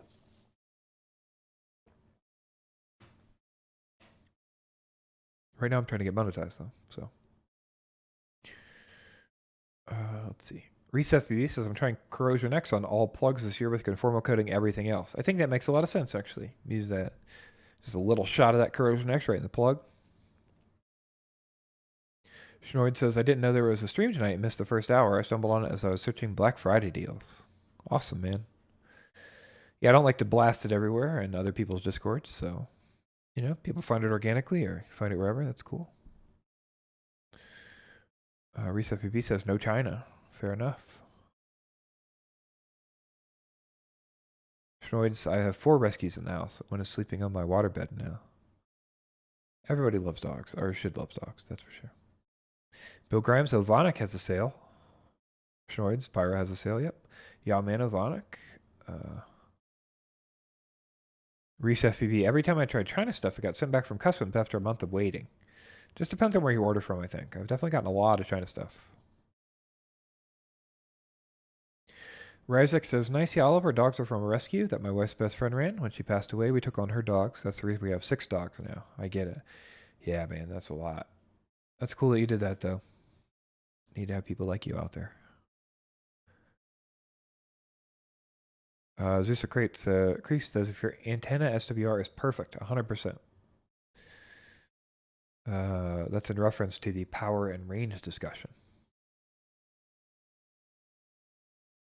Pretty Fly for White Guy says, I just rescued a little mug. Yeah, he sure did. He's adorable. She's adorable, rather. It's a girl. Ryzik says, bot is bot. Shnoy says, bot is great. Pretty Fly for White Guy says, bot was a blast to actually hang out with and fly with also. Really cool dude all over. Yeah, bot reminds me of all the people I grew up with who had gauges and wore lip rings. I had a lip ring when I was growing up and stuff, so. Jesse Williams says, my first time here. I just want to say thanks for all your help lately. It's been really educational. That's awesome, man. That's why I'm here. I'm here to help you guys. Everything else is secondary to that, so. Any questions, please throw them in the chat. I'm here to answer them. Schnoid says, my rescues are all potbelly pigs. Yeah, for sure, man. He's turning into a horse back there. The doctors told me to feed him less, but I got him and I could see his ribs. And that is uncomfortable to me. So maybe he's a little overweight, but I'd much rather him be a little overweight than underweight and hungry all the time. It's unfortunate. Tiago Ramos. The AKK high power wattage VTX has less effective range than the Rush Tank. A friend that does long range says the difference is noticeable. Interesting. I'd be interested to see if you put it on, I guess with an attenuator on an emergent RC tester or some like decent antenna tester, what would happen? Razek says, they all freak out and try to chase my drone. Pitbulls are great runners. Yeah, he is not a, he's the opposite of that. He gets scared and hides, but it's because he's a rescue, I think, and he's mistreated pretty bad, so. It's unfortunate. Dan Richmond, plus I can never get smart audio working on an AKK, even with a special build firmware. I've heard this too. I don't know what it is about AKKs, if it was a certain series of them or what, but a lot of them had a ton of issues with that. Mindbender FPV. I've been obsessing over what freestyle frame to go with for DJI. Freestyle frame, I would probably go Skyliner V2. Or Skyliner HD rather. That's kind of like, that's my favorite frame. Glide Hammer, I would not get the normal glide because I broke the shit out of it very quickly. Apex, if you want to spend some money, I think the Apex is a great frame. The Rooster is a good frame. Yeah, there's a lot of good options out there, man. Especially now with the Vista. Anything that fits a 20 by 20 with a little more room. You kind of got, you kind of do whatever you want. Archangel says, okay, time to stop selling and tell us some more of your thoughts on DJI V2. And how long have you had the V1 goggles? I've had the V1 goggles for 9 months or 10 months, something like that. Okay, my crazy theory on V2 is that DJI is going to release... All right, here, let me get my sources together. Okay, I want you guys to think I'm totally crazy. Just a little bit speculative here. So, pull up what information we have. So, some of you know Aceta LV. Aceta LV is a known leaker, and Aceta LV has been correct many, many times. Aceta LV said 5.8 gigahertz and 915 megahertz ready. This is the controller that we saw a preview of on a Russian Instagram, supposedly from a DJI employee. Rumor says that some resellers have got the evaluation model of the FPV drone with remote adjustable FPV camera. Okay, so here's what I'm going to tell you. I think that here's my crazy, like, pie in the sky, imagine what would happen if, okay? Here's what I think. You're going to see this Tango 2 style controller. Oh, I should put my camera back up before I get on a rant. Pop, pop, pop. Where is it? Come here. There we go. Okay. I think that here's what's going to happen. I think we're going to get this controller that gets released. This controller is going to have the option to do 915, so it'll go with the new air units and Vistas that will be produced eventually, and it will interface with the drone. The drone will have the new air unit and Vista technology in it, okay? And it will have 915, so you can do long range. It'll have 5.8, so you could do fast frequency, short range. And then what will happen is they'll release this drone, they'll release the controller, and they'll release the V2 goggle. And they'll all release them all together, and they'll release them with bundles with the air units and Vistas, or with the DJI drone and just all you need is the drone, the small controller, and the V2 goggles, right, as a bundle, right? So anyway, you see bundles like this, I think, is what we're going to start to see. And then once we see bundles like this, then they'll push them for prosumer, right? So people who want to move away from DJI camera drones to better cinematography. That means that's why you have a remote adjustable FPV camera, so they don't really have to know anything about angle. You could change it on the fly, right? It can change when you flip to, let's say you flip to return to home, and you're at a 45-degree camera angle. You flip to return to home, your quad goes back into angle mode. It uses GPS and sensors to tell if it's straight up, and then it goes back to 0 degrees on your camera, so it can direct you right back home. So I think we get a prosumer play and we get a cinematography play, like a professional cinematography play. Mr. Syncopad, thank you for subscribing, man. Really appreciate it. Yeah, so and that's my theory, okay? I don't have anything to back that up other than just the random things that we've seen and the fact that I'm pretty sure there's a V2 goggle coming and this new transmitter is coming and likely the drone is at vendors. So if we see all these things together, right, we could see a world where this would happen. And if it does, hey, I'm going to say I'm right. Yeah, so if we want to talk about speculation about what V2 might have, V2 is rumored to have HDMI out, okay? We all want it to have automatic tuning of analog. We all wanted to have. Maybe you could turn it on in an analog mode. If not, so at least we could use the AVN automatically from startup instead of waiting for the boot.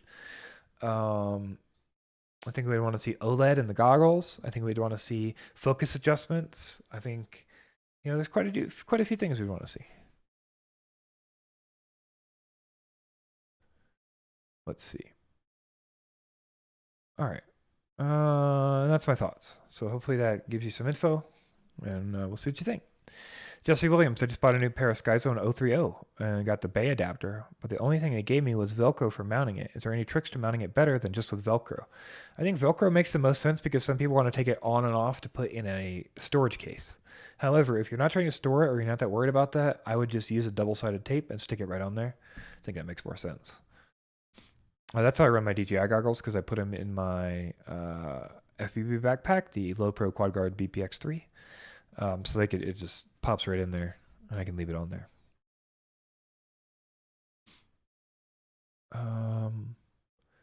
Morris says, can you recommend a good battery for my TBS Crossfire TX Lite module? I want to run at full power and also have my radio battery last longer. Something not LiPo, so I don't have to storage charge it. As far as recommendations, I don't necessarily have a specific one. Probably a lithium-ion bay is the best thing to do there. However, I would almost run a second battery for the TX Lite module. Yeah, that's one I just don't have a lot of experience for. Mindbender FPV says, I like the Glide Hammer, but can I fit an air unit or only Vista? I'm assuming you can only fit the Vista in there. I don't think you could slam it.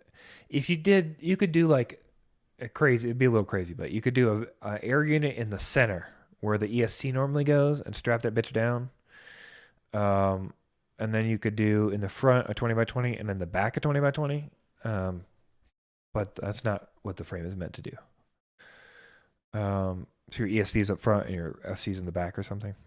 It's definitely an option, but not something I would do. Archangel, GEP-RC Mark IV HD is real nice, but I wouldn't bash it much. Yeah, I would want to recommend something you could bash. It's hard for me not to recommend something you could bash. Kelso, hey buddy, how's it going, Kelso? Kelso races with me locally at Full Send FPV. He's a great pilot. Burritoast is his handle. Let's see. Bill Grimes, I can't believe the difference in good parts versus cheap parts. I have Tyro 119 and just got Moongoat with T-Motor stack 55 amp and F40 Pro F4. That Moongoat is smooth. Yeah, Tyro especially is way down there. If you're like coming from a Tyro or a X220, then you're going to see a big difference when you go to real parts. So I would call those like not real parts, and then anything like T-Motor or like Moongoat or like real frames, anything like that you could tell the difference in build quality when you get it. Reese FPV says, I guess I was lucky with my AKA 1 watt. It's lasted about 8 months and it still works. I think the hardest is bad. When I snap fast, I lose video for just a second. Make it sit interesting for sure. Yeah, that's not great, man. I would say that is an issue. Still works is relative, right? Do they make any freestyle frames like the Apex, but in 4-inch or 3-inch? Not sure what you're asking. If you mean in the same style, not just shrunk down, not that I know of. Because once you get smaller, you kind of want to design the frame a little differently for durability and like size for the arms and stuff. Let's see. Mr. Syncopad, hey Blunty, so when's the release? No idea when the release is. I'll just say again for anybody who missed it. As far as I understand it, the DJI V2 is delayed. It was supposed to come out at Christmas. It didn't come out at Christmas because there were chipset limitations with Huawei. For the same reason that Cadex told me about the Vista limitations, Cadex gave me an inside scoop about the Vista and said that the Vista limitations are based on Huawei chipset limitations, but they had a solution. So I believe the same issues were with the DJI V2 goggles, and that they didn't have the ability to produce the chipsets in the amount they wanted to get them out at the proper release times. So I think that's why we're seeing the delay. So I think that's totally dependent on Yeah, I think that's totally dependent on their release schedule and when they can get it done. Hopefully sooner rather than later. Mindbender FPV. So I was looking at that Mark IV. You speaking durability from experience? I would like to know that too. CMYK FPV. When building, Procon debrading motor wires. I think there's supposed to be something with magnetic flux issues, but I think because you braid them, there aren't any magnetic flux issues. As long as you braid them evenly. I don't have a good answer for that. I've never braided motor wires, but I don't think there's anything wrong with braiding them. Zeus of Crete says the FPV Fly More combo for $14.99. Very true. I think I could see that happening, unfortunately, with the drone and stuff. But the drone should be pretty badass. I hope so, anyway. We can hope.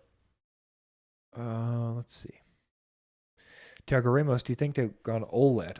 I'm pretty far for a white guy says they gotta go OLED. Eric Allen says yeah.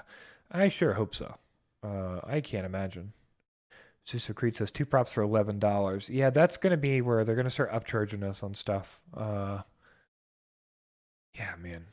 I don't know. DJI is DJI, so we get what we get. The fact that we have a digital system that we have is only because of their good graces in making us one. The fact that they're continuing it is awesome. The Martian is similar to the Apex and available in 3-inch as well. Yeah, the Martian or the Alien are both decent options around that size for 3-inch. But at this point, I mean, I would probably go with something different. I would probably go like Acrobrat or Bang 3-inch Bang God or something, or a really light 3-inch like a toothpick, like a TP3. Just depends on what you're trying to do. Archangel, I've crashed mine and it's fine, but Painless 360 snapped a small cross brace, but still loves it. It's a really well cut and finished frame. Let's see.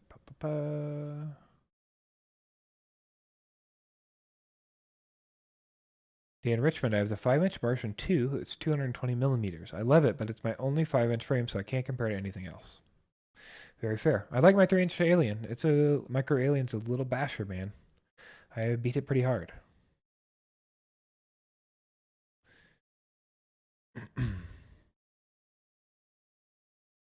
Pretty Fly for a White Guy says, unfortunately, they don't just downsize frames. I would love to see the Apex scale down to a 3-inch frame. I have to suspect that's for a reason, but maybe not. Maybe we could just see a baby Apex. But I think that's why we don't see, like, you just scale a 5-inch up to 7 and it's the same frame. Same thing going down. I think you have, like, design considerations for arms fitting together and things like that that you have to think about for sure.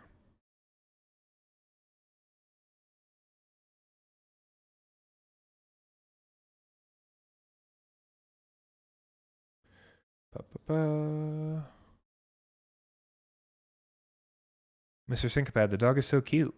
What's your favorite build? Favorite build is TP3. It's the easiest thing to build. It's yeah. It's great. DJ Dubs FPV says V1 is legit anyway. Yes, they could use HDMI out and work on form factor and variable latency, but V1's the best HD out there right now. No regrets, for sure. Zach, hold on, I gotta remember how you said to say it. I don't remember. Carzales, something like that. I had to go look again. All stupid 3-inch heavy frames. I totally disagree with you. Like 100% disagree with you. You cannot call a heavy 3-inch frame stupid. That's just dumb. Like tons of people fly heavy 3-inch frames and love them. Like, so that's just wrong. I don't know why you would say that. I know you have interest in maybe light frames or something, but that's just wrong. My favorite things to fly are heavy quads. My favorite things to fly are underpowered quads. I love them way more than light quads other than a toothpick. So yeah, I think you're injecting your opinion into fact there. Doughboy, great ideas, guys. Rafiki FPV, what happened to 4-inch freestyle? Doughboy, yeah, I was really looking for a scaled 3-inch Apex in my head. Yeah, for sure, man, that'd be cool. Dubs FPV says, Armatin Gecko 3 or 4, another option for you. Lifetime warranties. Sale at Armatin right now for a BF. Yeah, Armatan is pretty awesome. They're definitely a cool frame company. Zach Carzales says, the reason we don't see scale down 5" to 3" is electronic sizes. They don't scale well.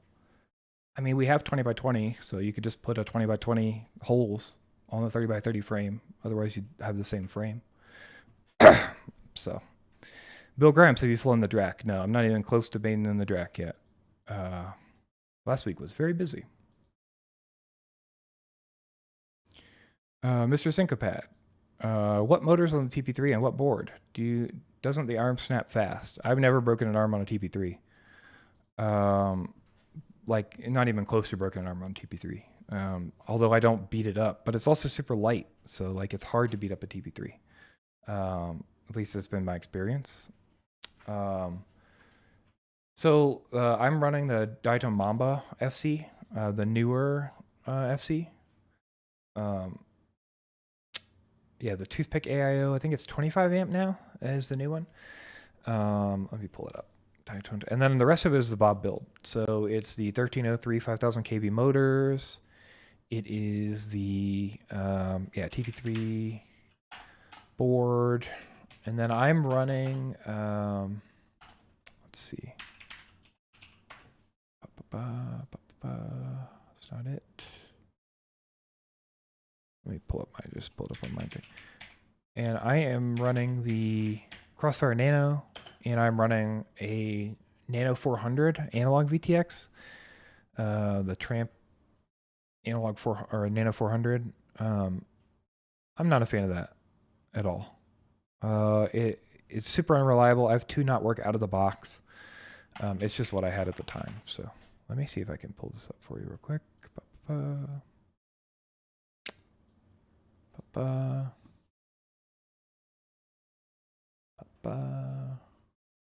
Alrighty, switch over here. Alright, so this is the DJI Mamba F411 AIO. Toothpick, this is what I use on my builds. This is my website actually. We sell quad parts, but you can buy it wherever you want. I don't really care. Up to you, obviously. So this is the 411. I think this is super easy to build with. The pads are decent size. Until Bob comes out with a 2-4S AIO, this is the one that I've been using. Yeah, so the 1S AIO, definitely you want to use the FPV cycle. If you're building a baby tooth, you're going to want to use the FPV cycle 1S AIO, and they should have new versions of that coming. And if you have an issue with this thing, Bob is constantly working on it. Yeah, they are sold out, of course. When they come back in stock, though, that is the 1S AIO I would get, and hopefully we see a 2-4S AIO come from Bob pretty quick.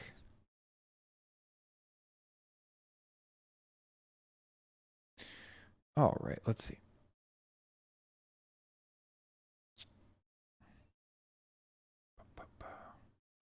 Mindbender, I was looking at Armatan, but I'm turned off by the mostly one-piece arms. Yeah, they do have a lifetime warranty, but one-piece arms can be rough. I have never broken an arm on a Chameleon, that's for sure. So it really depends on the frame. Doughboy, it may not scale well, but man, it would look cool. Definitely agree with you there.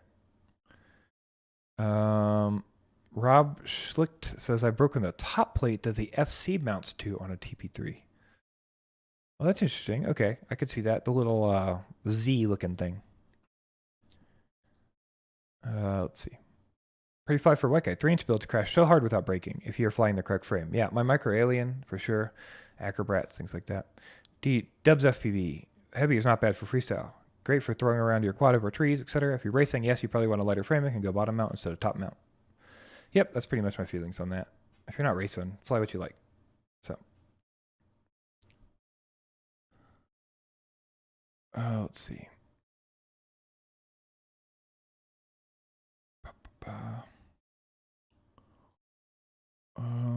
Let's see. Caustic FPV. Hey, buddy, loves the stream. What's the deal with the DJI Air unit that stops recording or skips mid-flight? It seems like every time I do a power loop, it freezes and skips. You need to roll back to 1.04 or wait on an update. That is a known issue. Unfortunately, that's all I can tell you, man. That is a known issue. If you're using a fast enough SD card, that's all you can do. Because I've definitely used the fastest one, and it still happens. That's your Syncopad. I'm from Europe and no Bob, but the shipping is $30 for the motor. So Amax motors, Maybe, but I would also look at TBS. TBS is stocking FPV cycle now, as well as some other places. So you might consider looking at those places for that. Zach says, yeah, but it's my opinion, but I think you misread my intent with that comment. I wasn't calling heavy builds stupid, just that you can make them stupid unnecessarily heavy. I mean, I sort of agree with you, but again, like I gotta disagree with you there. Because, yeah, man, I just like the tiny trainer is purposely heavy, and it's meant to be like a 7-inch DRL racer. They race 7-inch DRL racers. Like there is a place for stupid heavy builds, and people fly them. Mr. Syncopad, nice thanks getting that AIO. Yeah, that seems like a good one to me. Rick Cepeda says, I agree with you. We all try to build as light as we can, but it doesn't always work out. I fly more 3S than anything, so probably a little underpowered, but I love the way they fly. Yeah, my favorite thing to fly is 4S battery on 6S motors. It's my like just so much fun to me. Zeus of Crete says, I have a 684 gram with GoPro 5-inch. I love the way it flies. I think the inertia of the heavy quads appeal to me. Yeah, being able to toss the quad is something a lot of people like. You lose that in the toothpick, but you learn to deal with it. Zach says, I thought Z stopped working with Bob. If that's the case, that's news to me. So I'd love to know more about that if you have the info. You are a mod, so you could post a link in there if you'd like to. I'd love to hear about that. Because if that's the case, then does he have a place to go with it? One SAIO? Dubs FPV subscribe to my YouTube. Thank you so much, Dubs FPV. Much appreciated. Let's see. Mindbetter FPV says, I had the same issue with my air unit. I resolved it by using an SD card formatter online. That's true for 5 flights for me. And then it just breaks again. So I think a lot of people have said, oh, just format the SD card. Oh, just redo the thing. I missed the face again. Thank you, Go Play Online. Yeah, I've heard many people say that, but I've tried 100 different things like that. Yeah, I don't know. Let's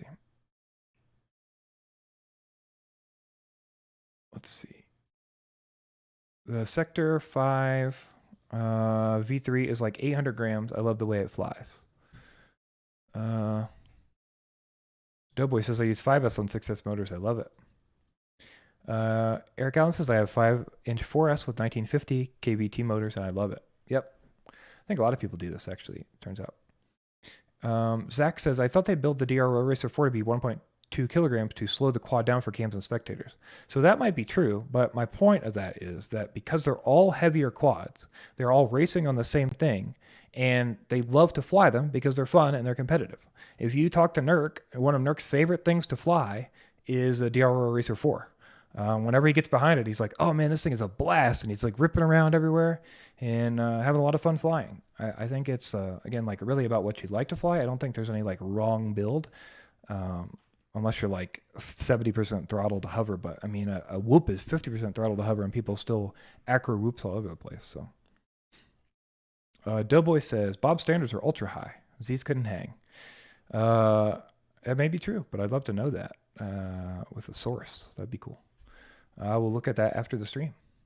Mindbetter FPV says, that's not good news. I agree with you. I would love to see... Man, I know he was shipping V2 AIOs, so they were at least made at some point. Go Play Online says, you're great, Blunty. Thanks, man. I do appreciate it.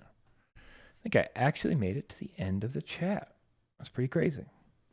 So I'm going to take this opportunity real quick. We're going to go for a little while longer, I think, but I'm going to take this opportunity real quick just to let you guys know I do have a Patreon. And it is in the description down there. And I also have a donate link for my Streamlabs. If you wanted to donate to me directly on PayPal, they don't take any money out of that. I know people asked for that last time, so obviously no pressure. But that's an option for anybody if you wanted to do it. Yeah, so I'll let you know that. Zeus of Crete says, I have to agree that crashes are way worse on the bigger quads, though. My tiny whoop has been through hell. That's so true. So true. Johnny Snipe says, do you know how to get smart audio on the TBS Unify Pro 5G 8HV? All right, you're not going to like my answer, but I believe on that VTX, you have to hook it to a Crossfire receiver. You have to use Crossfire control to access it and turn it to smart audio. That is my understanding of how those work. If you have a Pro 32, I believe it has the USB port on it, and you can plug it into USB to change it. Yeah, but I don't think you can do that with the normal Pro boards. I believe with the new boards, I believe with the new Pros, you should be able to just use smart audio without changes. But I think there was quite a few of them shipped where you had to specifically wire them to a Crossfire to the extra pads and connect them to Crossfire setup and then switch them to smart audio through the Crossfire setup. So I hope that's not the case. I do, unfortunately, I think that is the case. And that would be done through Agent X. Eric Allen says, I got to go to work for an hour. Great stream, Blunty. Have a great night. Thanks so much, Eric, for hanging out. Zach says, with the Z's news, it's whispers among manufacturers. I wish I could link a source. But I've heard Bob can be hard to work with. Take this with a grain of salt because they're whispers. Yeah, fair enough. Bob seems like the kind of guy who's not interested in hearing about how cheap a FET is, or how easy it is to skip on 2 capacitors, or how hard it is to retool the line to get the pads bigger, right? Things like that. So I'm expecting those were the kind of arguments Bob had with people. I don't know Bob. I've never worked with him professionally. People are much different professionally than personally. People are much different faced on YouTube than they are working in the business world, et cetera, et cetera. So I don't know anything about Bob on a professional level. But what I will say is that I would very much expect these conversations to be about quality control and about making concessions that they don't want to make. But I don't know that, so. Go Play Online says, just built my second Acrobat. I'm hooked. My Acrobat is in pieces right now. If I can see it right, let's see if we can find it right there. But it is in pieces right now. I need to put it back together.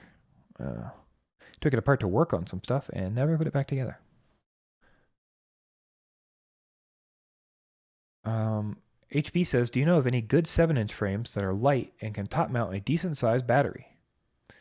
7-inch frames I do not, unfortunately. I am not a 7-inch guy. I will ask in the chat here. Yeah, Zeusocrate says Chimera 7. I'm sure some people can give you some options. Source, there's the Source 7-inch. I think is probably a good option. I don't think that's too heavy, but I don't think it's like a light frame. Let's see. Johnny Snipes says, word? Yeah, I can't figure it out. Thanks, bud. Zach says, yeah, I think you're right. Yeah, that's all I can assume. I mean, I'm sure he's hard to work with in some cases, but Bob just seems like the guy who's not going to settle, and most people are going to want to settle because they have money to make. So, which is fair. Everybody's got money to make. It is a business. The one thing I like to say is, in these cases where Bob is losing, Caustic FPV donated $5, man. Thank you so much. That really does help out. I mean, every little bit helps out so much, man. And then most of this will go to improving the stream anyway and giving you guys more content. So, what was I saying? Words. Totally lost my train of thought. Oh yeah. So what I was going to say is, I think in Bob's case, I think one of the biggest issues is he needs to start getting stuff in writing. Why do you do these deals with people? He talks about doing deals with Surge at Pyro. As far as I know, he's never gotten paid for any of his frames that he's made that have Hyperlight on them. They're all Surge took all that money, and Surge claims that he was the main developer on those frames. Now, I don't really know who was the main developer on those frames. I do know Bob has a lot of history showing those frames, and it seems like it was Bob, but there's no evidence of that. And so what do you do in a case like this, right? You sign agreements, you document, right? It's hard to side with somebody who's done this repeatedly and is not documenting and covering their ass.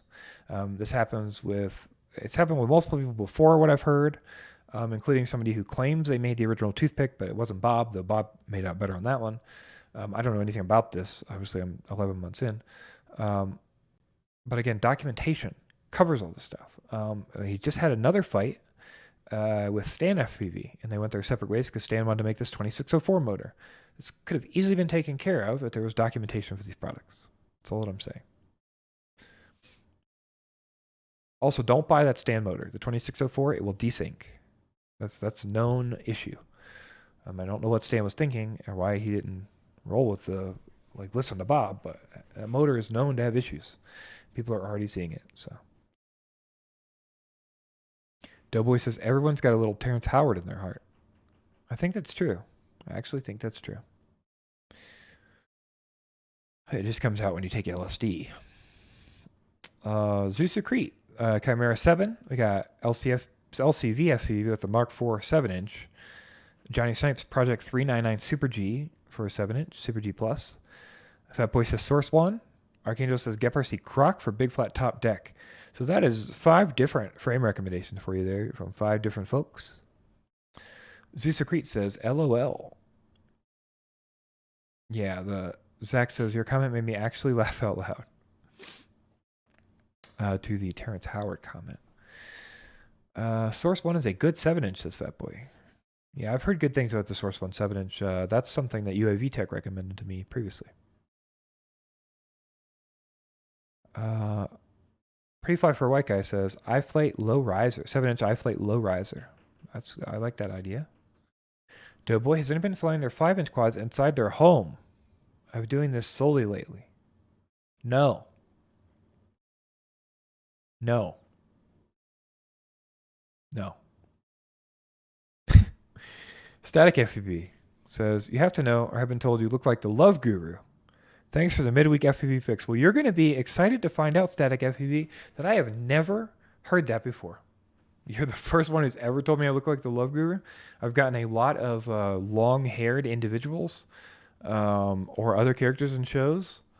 But yeah, I've never done that. So let's see.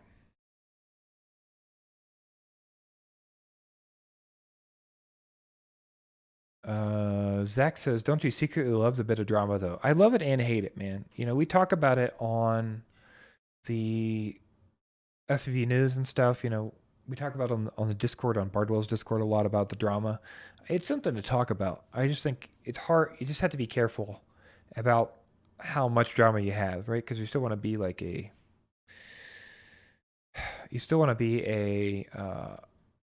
trustworthy and good to go to person. So you don't want to be known as hard to work with, as you described, Bob.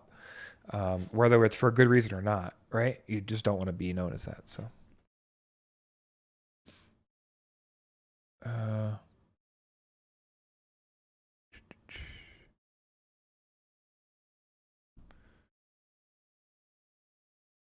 This David Trudeau says, the scummy money-grabbing behavior makes me not want to support any of these guys. I mean, I don't think Bob is money grabbing. I think that's like the thing to think about. It's like, I don't think there at any point Bob is like, I think Bob's barely breaking even at this point. I think he's paying for the things that he's making in the store. So I don't think Bob is money grabbing. Bob is still working full-time as a dentist. Rafiki says, I work as an electric motor mechanic, have access to a D12R Baker tester. Been trying to come up with a standard voltage to test them at in high pot and surges. If you can email me at itsblunttyfpv@gmail.com, I can put you in contact with some people. Zach as well. Yeah, I would love to talk to you about that a little bit because I have some different cases I think we could help you out with. Caustic FPV says, just signed up for your Patreon. Why do they charge tax? I don't know, man. That's a Patreon thing. There's a separate button to charge tax for merch, and I have that clicked off. So that, unfortunately, I think in certain areas they just charge tax regardless. Doughboy says it only cost me 2 shower curtains. Yeah, that's real lucky. Zeus Crete says, hell no, dude. Rafiki says, Zach, anytime. Yeah, man, that's, Zach says, please, I want to pick your brain. Yeah, man, sharing that information around is awesome. I think that's awesome. Tommy Brickler, oh my God, he does look like the Love Guru. I don't know any lines from the Love Guru, so I can't quote it offhandedly. Susa Creed says, you're going to regret it. Sheetrock repair, 100%, man. You're going to put a 5-inch prop through a wall in about 10 seconds, in my estimation. So, or break a tile. Doughboy says, you don't want to end up like Michael Rollins, who pushed a lot of drama. Yeah, I got to agree with you there, man. I don't want to like shit on anybody. Hold on, let me. Yeah, but like, I don't know. The issue I have with Michael Rollins is that everything is like super produced. Like, it doesn't feel like a real interview. It feels like I've produced some kind of like interview for a person. I think specifically with the Chad Kapper interview, he had a rule where they couldn't edit anything. Like, that's my rule for every interview. If I ever do any interview with anybody, you can always expect an interview to never be edited. Unless I edit something out I think is not necessary or relevant. They will never have editing rights on the interview because that's just how it works, man. Like, we're going to have a candid conversation and you're going to share what you know. And now if you slip like maybe a leaked information that you'll lose your job for, okay, we'll pull that. But like the idea that I'm going to like heavily cut and pick apart and I'm going to post like 6 different videos about, whatever, 3, however many about this guy. And I'm going to, I don't know, man. It just feels very bait without the payoff. But that's just my opinion. I do agree. I think he pushed a lot of drama and it's costing him because I don't know anybody that really talks about him. And I don't know. I'd love to see interviews from all those people, but I don't watch his content. So. Flying Dream 777 says, hi Blunty, do you know if DJI FPV V2 will be backwards compatible with V1 and Vista TX? Yes, as far as I know it will. Not 100%, but 98%. If it comes out, it will be back compat. Rafiki says, I know the resonance test at 500 volts. That don't really tell you much. I don't know anything about resonance test. Yeah, let's talk. BVTV says, I did it yesterday. It was so rainy.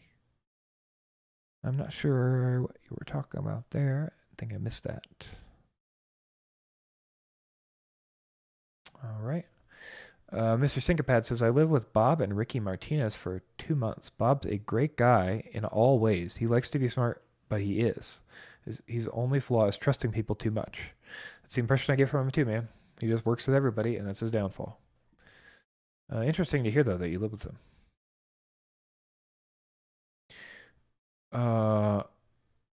Let's see. Jan Booth says, I'm also trying to choose a 7-inch frame, looking hard at the Catalyst Machine Works Banggood. I didn't know they had a 7-inch Banggood, but that's pretty cool. That frame is so heavy. Getting up to 7, man. Whew. Let's see. Doughboy says, he got involved in a lot of drama, and yes, it feels produced. Tyler from RDQ had this crazy random interview that stressed him out. Doggo's back. Yes, he is. Doggo Cam. Fitz Flights, thanks for your subscription, man. Much appreciated. Let's see. BPTV, I was flying today and did a punch out, lost video on DJI, and when I found the quad, my motor wires desoldered themselves and smoked the motor. This is the second time this motor burnt. Well, normally when your wires desolder, that's from a short. Like you're just dumping heat into that pad. It sounds to me like, yeah, you had a hard short somewhere. As to why, I don't necessarily have an answer. I would definitely do FET testing on those. So like, be sure like to test from pad to pad. You can also test continuity to the FETs from the pads. You can look up a YouTube guide for that, just to see where you're at with that. But I would probably not use that ESC anymore before I tested it. Doing a punch out, yeah, I'm gonna guess it was already having problems and the punch out made it worse. It's possible that the motor shorted, and it desoldered because the motor shorted, but you said it's a second motor, so yeah.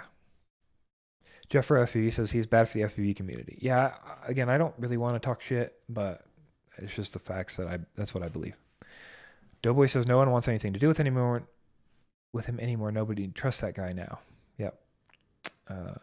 HB says Powell didn't like the CMW Banggood 7 much. Good to know.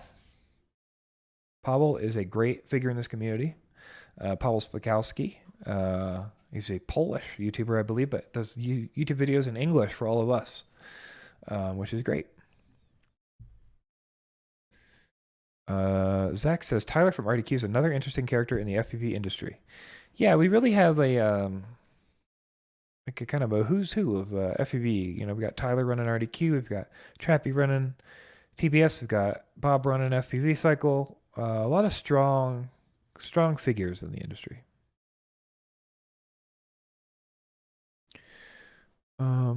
Fitzflight says it's Blunty. It is Blunty. It is Blunty. You are correct. That's me. Flying Dream 777 says I'm excited about the TBS 7-inch frame coming out. 35 to 49 grams of canopy. That sounds great. TBS, of course, made the Source 1. Yeah. BVTV, the flying inside. Oh, I see. I did it yesterday. It was so rainy. Yeah, I cannot. Flying inside on a 3-inch or a 2-inch, maybe. But boy, you're getting up there with the 5-inch. It's getting scary. David Trudeau says, could poor solder connections end up getting hot under high load? 100%. However, I would not expect it would have to be really bad, in my opinion, to desolder. I guess, however, if you didn't tin the pads properly, so like if you just got like a little ball and you're sitting on top of a gold pad or you've got no solder, then that could probably pop off pretty easy. So I guess it does depend on what the build quality look like. HB says, I don't think the TBS one is very realistic for weight because the motors are just too small to spin the current 7+ gram props. Interesting. What motors are we is it trying to run smaller motors? Are we not running 28s? Are we running 23s? Doughboy says, I heard there was a way to get BL Heli 32 to fly like KISS now. Do you know anything about that? I hope this comes out. KISS flies so much better than anything I tune in Metaflight. BL Heli 32 KISS. This is what happens when you make, if you make any comments, I would guess this came from some comments me and Bardwell made on the FPV news. So BL Heli 32 has a variable PWM frequency branch as a beta. So if you have a BL32 at ESC, either with 16 to 48 kilohertz range or 48 kilohertz to 96 kilohertz range, which are the new ones, you can put in that frequency is variable.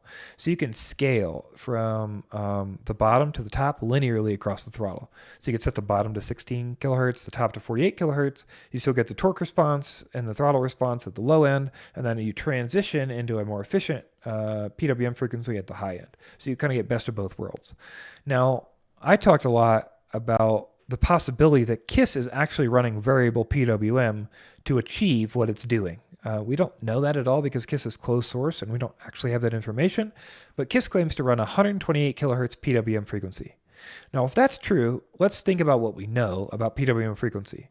If we go from 24 kilohertz to 48 kilohertz to 96 kilohertz PWM frequency, we lose torque in the low end. Okay, that's just known. That's something we understand. That's why we use thrust linear equals 25 as one of our tuning things, if you weren't aware. To create a more linear throttle because we lose throttle response at the low end when we go up in PWM frequency. So now imagine moving from 96 to 128 kilohertz. How then does KISS perform normally, right, with 128 kilohertz PWM frequency? So one of the theories here is that they just use variable PWM. So maybe the bottom is 32 up to 128 kilohertz at the top, something like this, right? So we get the torque response we want. The other thing is possibly they're just doing all the throttle curve magic inside of KISS, and it is terrible throttle curve, but I would not expect them to run an inefficient PWM frequency like that. If they could just do a scaling or variable, maybe they don't know. Yeah, so those are my thoughts about KISS and BL32. Dan Richmond. Bob is my hero. He's an innovator and always trying to make everything better. I 100% agree with you. I think Bob is a wholesome creator who's trying his best to better the industry. Whatever that happens and whatever happens as a case of that, that's unfortunate, but that's what it seems like to me. Fitzflight says, has anyone been running the Korea Talon V2, thinking of getting one for a beater quad? I have not, but maybe somebody else here has and could talk about the Korea Talon V2. Zach says, would love to see more reviews of EU frames and products in English. Definitely would be cool. Let's see. Doughboy says people treat Chad Capper like he is the evil shadow demon of the FPV community, operating in the background like a scoundrel. Yeah, they sure do, don't they? I don't know enough about Chad Capper to really go into this, but I'll just say it doesn't seem that bad. As always, people have opinions, and most of them are wrong because that's how it works. LCV FPV says, did my first test flight today inside with my 7-inch build, but not flying around. Lol. Yeah, 100%. Hover, and that's still scary. Let's see. Just Agreed says, I've never flown KISS. I have never flown KISS either. BBTV says, I'll check it out. Thanks throwing the ESC out. Let's see. HB is trying to run 1805 or 2004 on a 7-inch. Yeah, that doesn't make any sense to me. Interested to see how that goes. David Trudeau says that's tiny for 7-inch. Yeah, it sounds like very tiny. A Day at the Range asks, have I ever used an amplifier on a 2.4 radio? I have not. Static FPV says, have you really only been flying 11 months and you're already on Bardwell's channel? I'm jealous. So just a little background there. I joined Bardwell's Discord in December, right when I started. And right when I started learning as much as possible. In about 2 to 3 months, I started troubleshooting in Bardwell's Discord, anybody who needed help. And I moved on from there to troubleshooting all over the internet, mainly in Bardwell's Discord, but everywhere, helping out everybody in person, etc. And then I made a couple of videos, which were talking head videos. The first couple of talking head videos I made on my channel. The combination of these things is what got me on the Bardwell's channel. He saw the videos, he saw that I could do the talking head and do the research, he saw my troubleshooting skills, and he saw that I was putting in the time effort, and he saw that I did not have a day job and I work a consulting gig. I think those combination of things were why he snatched me up.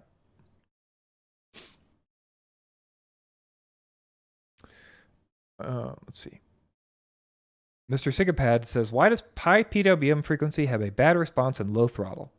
So one of the easiest things to do is just look at UAV text video and PWM frequency. But I will try to explain it for you with paint, because why not? Okay, here we go. This should be fun. Let's all get excited. Okie dokie. So this is going to look like a third grader wrote it. Too bad. That's life. Okay. So imagine that you have 3 motor signals. Okay. You have 24, 48, and 96 kilohertz motor signals. Okay. When you are sending 50% throttle, okay, what is happening? Well, what's actually happening is you are going to the peak. Okay. You are sending full voltage to the motor for 50% of the time. And you are coming off and not sending voltage. You are coming up and sending full voltage, and you're coming down and sending no voltage. This is 50% throttle at 24 kilohertz PWM. So then you say, okay, what is the difference between 24 kilohertz and 48 kilohertz? Well, what happens is we go up like this, and we go down like this, and we go up like this, and we go down like, I made this too small to scale down. But you see what I'm saying? So we're going to go half. We're going to basically have double the times that we go up. And this is going to be even tighter. So we're going to go up, down, up, down, up, down. And so now let's think about, okay, let's think about why this affects the quad. So if the quad is getting full voltage, no voltage, full voltage, no voltage, okay? The amount of time it's getting full voltage is time that it's pushing the motor around. Okay, so less push, less like the same voltage for less time means less push around. So that means you get less torque. You get the same amount of total push, okay, but you're doing the pushing, you're doing less pushing more often. So this is why it's smoother, okay? Because if you think about, here, let me go back to my camera here. So if you think about, you're going up, down, up, down. So push hard, don't push. Push hard, don't push. Push hard, don't push. And if we double that or triple that, push hard, don't push. Push hard, don't push. Push hard, don't. It starts to look like a single thing. It starts to come together, and it looks less like a segmented system. And as you get less of a segmented system, you start to see a smoother response in the quad. This is why you see, because you have less hard pushes for a length of time, right? Or more hard pushes for less length of time. This is also why you get more efficiency, because you're pushing better periodically, but with less effort, I guess is the best way to put it. The same amount of effort, but less time, so it becomes less effort. I hope that made sense.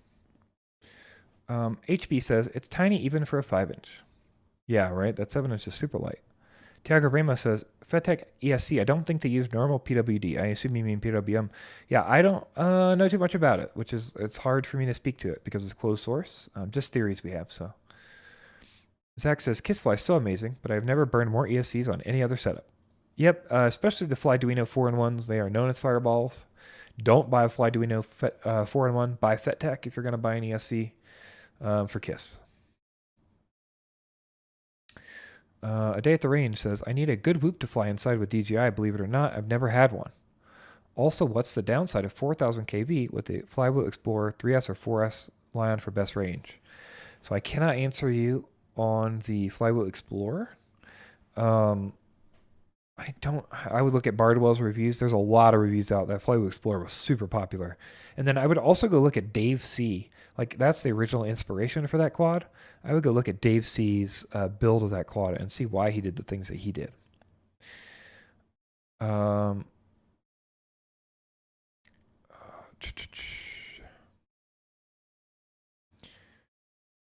see.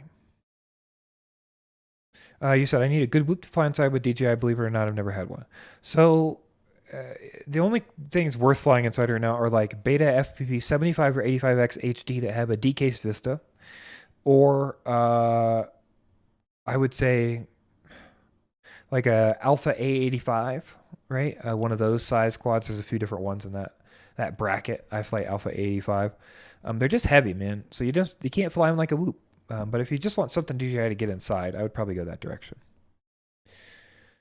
Zeus of Crete says, I've been running at 48 kilohertz. How do I set variable? So there's a beta build. Yeah, there's a beta build. If you go to the folder for BLHeli32, I'll just link it for you. If you Google BLHeli32, you'll see it come up. And you need to go in and click the 32.7.3 variable PWM frequency beta. And what you're going to do is download this. So you're clicking the beta here. You're going to download this folder, and you're going to pick whichever hex you need for your thing, and you're going to flash it on BLHeli32. Now, this is a bit tricky. Took me a little while to figure out. Basically, what you need to do is just go into your BLHeli32 folder, and there's a firmware folder in there, wherever you have BLHeli32 Suite, BLHeli Suite 32, and you need to drop that in, it's called the hex files, right here. So you're going to drop that in the hex files folder, and then this is going to bring it up when you go to flash a custom file. And you're just going to flash away, and you'll see the setting come up when you connect a quad.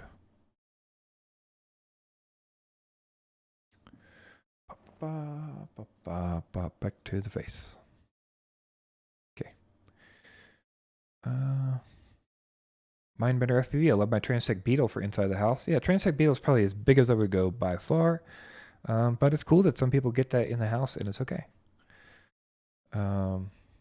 Pretty Fly for White Guy says Beta 75X HD on Amazon right now for $220. That's actually a really good deal if that is a Vista in there. Rafiki FPV says it's tracer for motors. Not quite, but I see where you're going with that. Mr. Syncopad says that makes sense. So the props are spinning in a lower RPM, so less opening means more efficiency. Am I getting this right? No, they are spinning at the same RPM. So, well, that's not true. No, you're probably right. There's losses and there's hits and friction and shit. Yeah, you're probably right. They are spinning at a little less. The best answer for you is go watch UAV Tech's video, which I will link.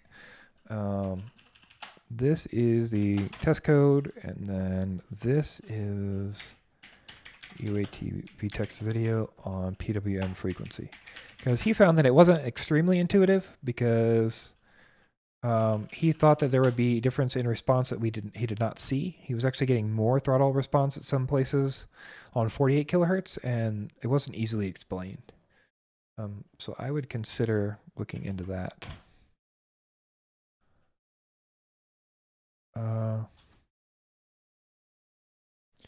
Let's see. Reese FPV says, I got to try this out. Literally never going to BLHeli32. I'm still running 24 amp KISS ESC, but about to switch to the HDLRC stack. Yeah, I ran the variable PWM quite a bit. It seems fine. Seems good. Caustic says, do you like the Newbie Drone 23 a 6.5 flow motor for freestyle? They seem like a really good choice in the pack. There's like, I think it's 8 for $100, which is pretty good. Bardwell broke a few of them pretty recently, but they seem pretty good. Mr. Syncopad says basically lower update rate because you don't need it and higher when you do. Yeah, that's the idea. Exactly. You want lower update rate to get those full pulses. So you're getting that motor pushed. Because remember, you're starting from like stopping point and you have startup power to help you, but yeah, you're starting from low point. Day 3 range. Sweet, thank you, buddy. Cool. Awesome to help. Syncopad says, oh, day 3 range. Hey man, love the DJI hacks. Yep. Just another shout out for day 3 range for the DJI hacks. We really appreciate it. David Trudeau, is that a canvas leaf on your profile icon, or am I just seeing what I want to see? Yes, sir, it is. My name is It's Blunty. I am a blunt person, but I also enjoy blunts. I've been in the cannabis industry professionally for 8 years. I work as a consultant, and now I do this. HB, are 75mm props and 3-inch props the same, or 75mm props just for 75mm wheelbase quads? I think you're getting things mixed up. So a 75mm prop, yeah, so a 75mm quad would take 31 or 40mm props. So I think you're thinking of a 3-inch prop. Browser on Tyke says you can ignore this. Nope, not going to do it. If I currently have $300 to $400 to spare for FPV parts right now, question is, should I just get the SharkBite system or wait, pony up for that DJI? I would never recommend SharkBite right now, sorry. People might be watching this that might think that's wrong or will be upset or whatever, but totally think that's wrong. For the price to get into it, it does not make sense. If it was still $250 for the bundle, I could get way closer to recommending it. But the cheapest way you can get it right now is $316, I think, and then it's like $360 for the bigger VTX, and it's still less power than DJI. It's got way less penetration. It flies like clean analog. I just can't do it, man. The goggles you're going to get are going to be inferior to DJI because you're going to have to get $300 goggles to match the $300 SharkBite, and you're still going to be, $319. I'm sorry, I'm not going to rant, but it's just too much. I think the system needs to be cheaper, and it makes sense because Fat Shark can't subsidize the cost anymore. Unfortunately, it just doesn't make sense for me.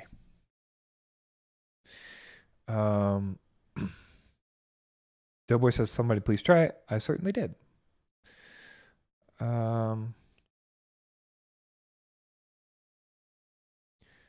BVTV says, donate for good luck. That would be cool. All the good luck. Doughboy says, thank you. Bug you about it next stream. To kiss on BLHeli32 would be awesome if they figured out how it works. Yeah, for sure. It definitely would be.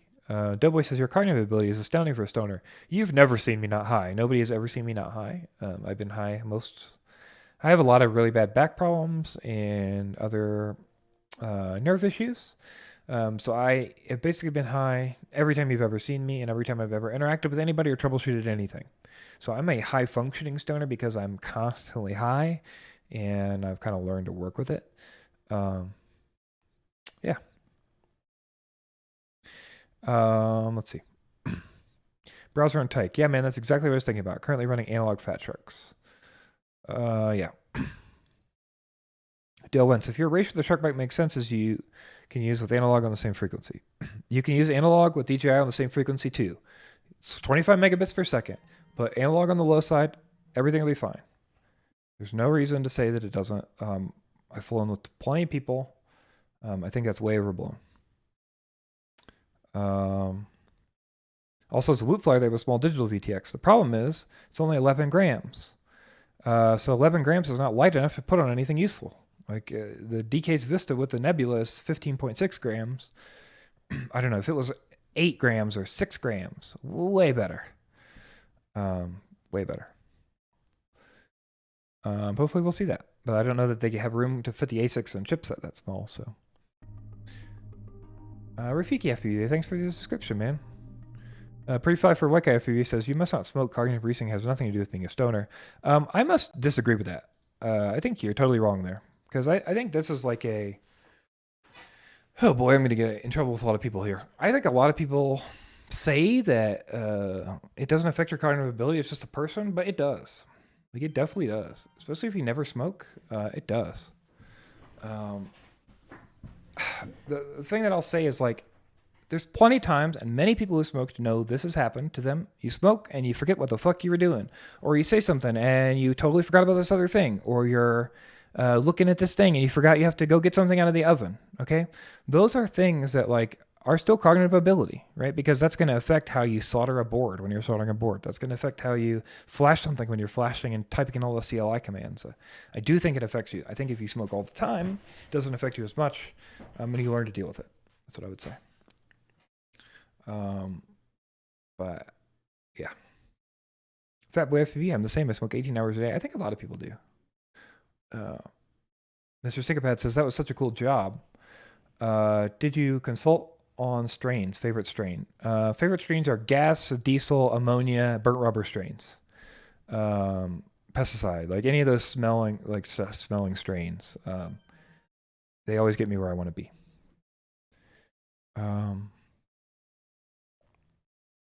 David Trudeau says, I do most of my design work high.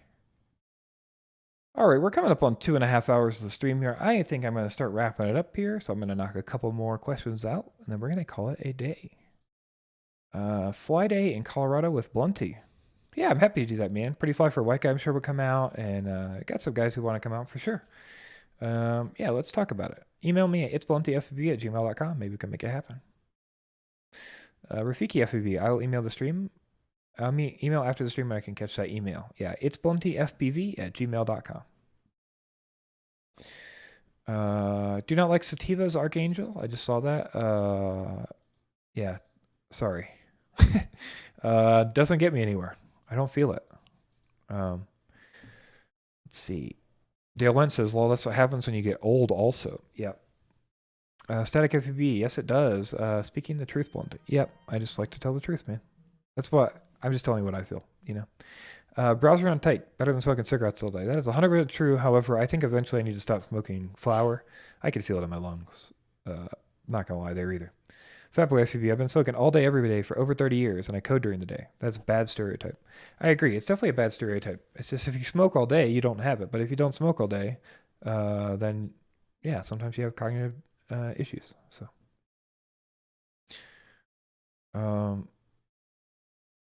And again, you can work through them, but normally that comes from learning to be high, and that means being high a lot. So, Fatboy says, I'm in Colorado too. Awesome.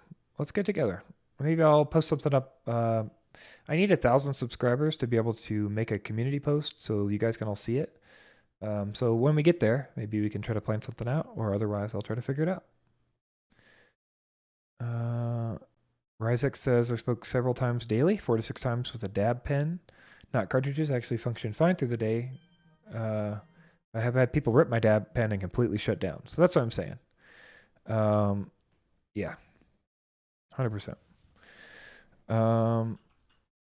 David Trudeau, nice as a cannabis user can be honest about its effects, positive and negative. Yep. Cognitive reason and cognitive ability are 2 different things. Sure, but at the end of the day, how do you do the job you're doing? Browser on tight, get a Patreon. I do have a Patreon. Patreon.com/itsblunty. Yeah, it's in the description of this video that you're watching right now. So you can go sign up. All right, we got to call it a day. I'm going to get out of here. I appreciate all you guys for hanging out. Thank you so much. Yeah, it's Blunty FPV if you have anything to tell me. I do have a Patreon. It's in the description. I do have a Streamlabs donation link. It is in the description. All that money goes directly to me instead of the Patreon cut. Yeah, so support me if you'd like. Don't if you don't. That's totally fine. Supporting me by being here is what you're doing now. So thank you guys and have a wonderful night. Say bye, Henry. Say bye, Henry. Bye.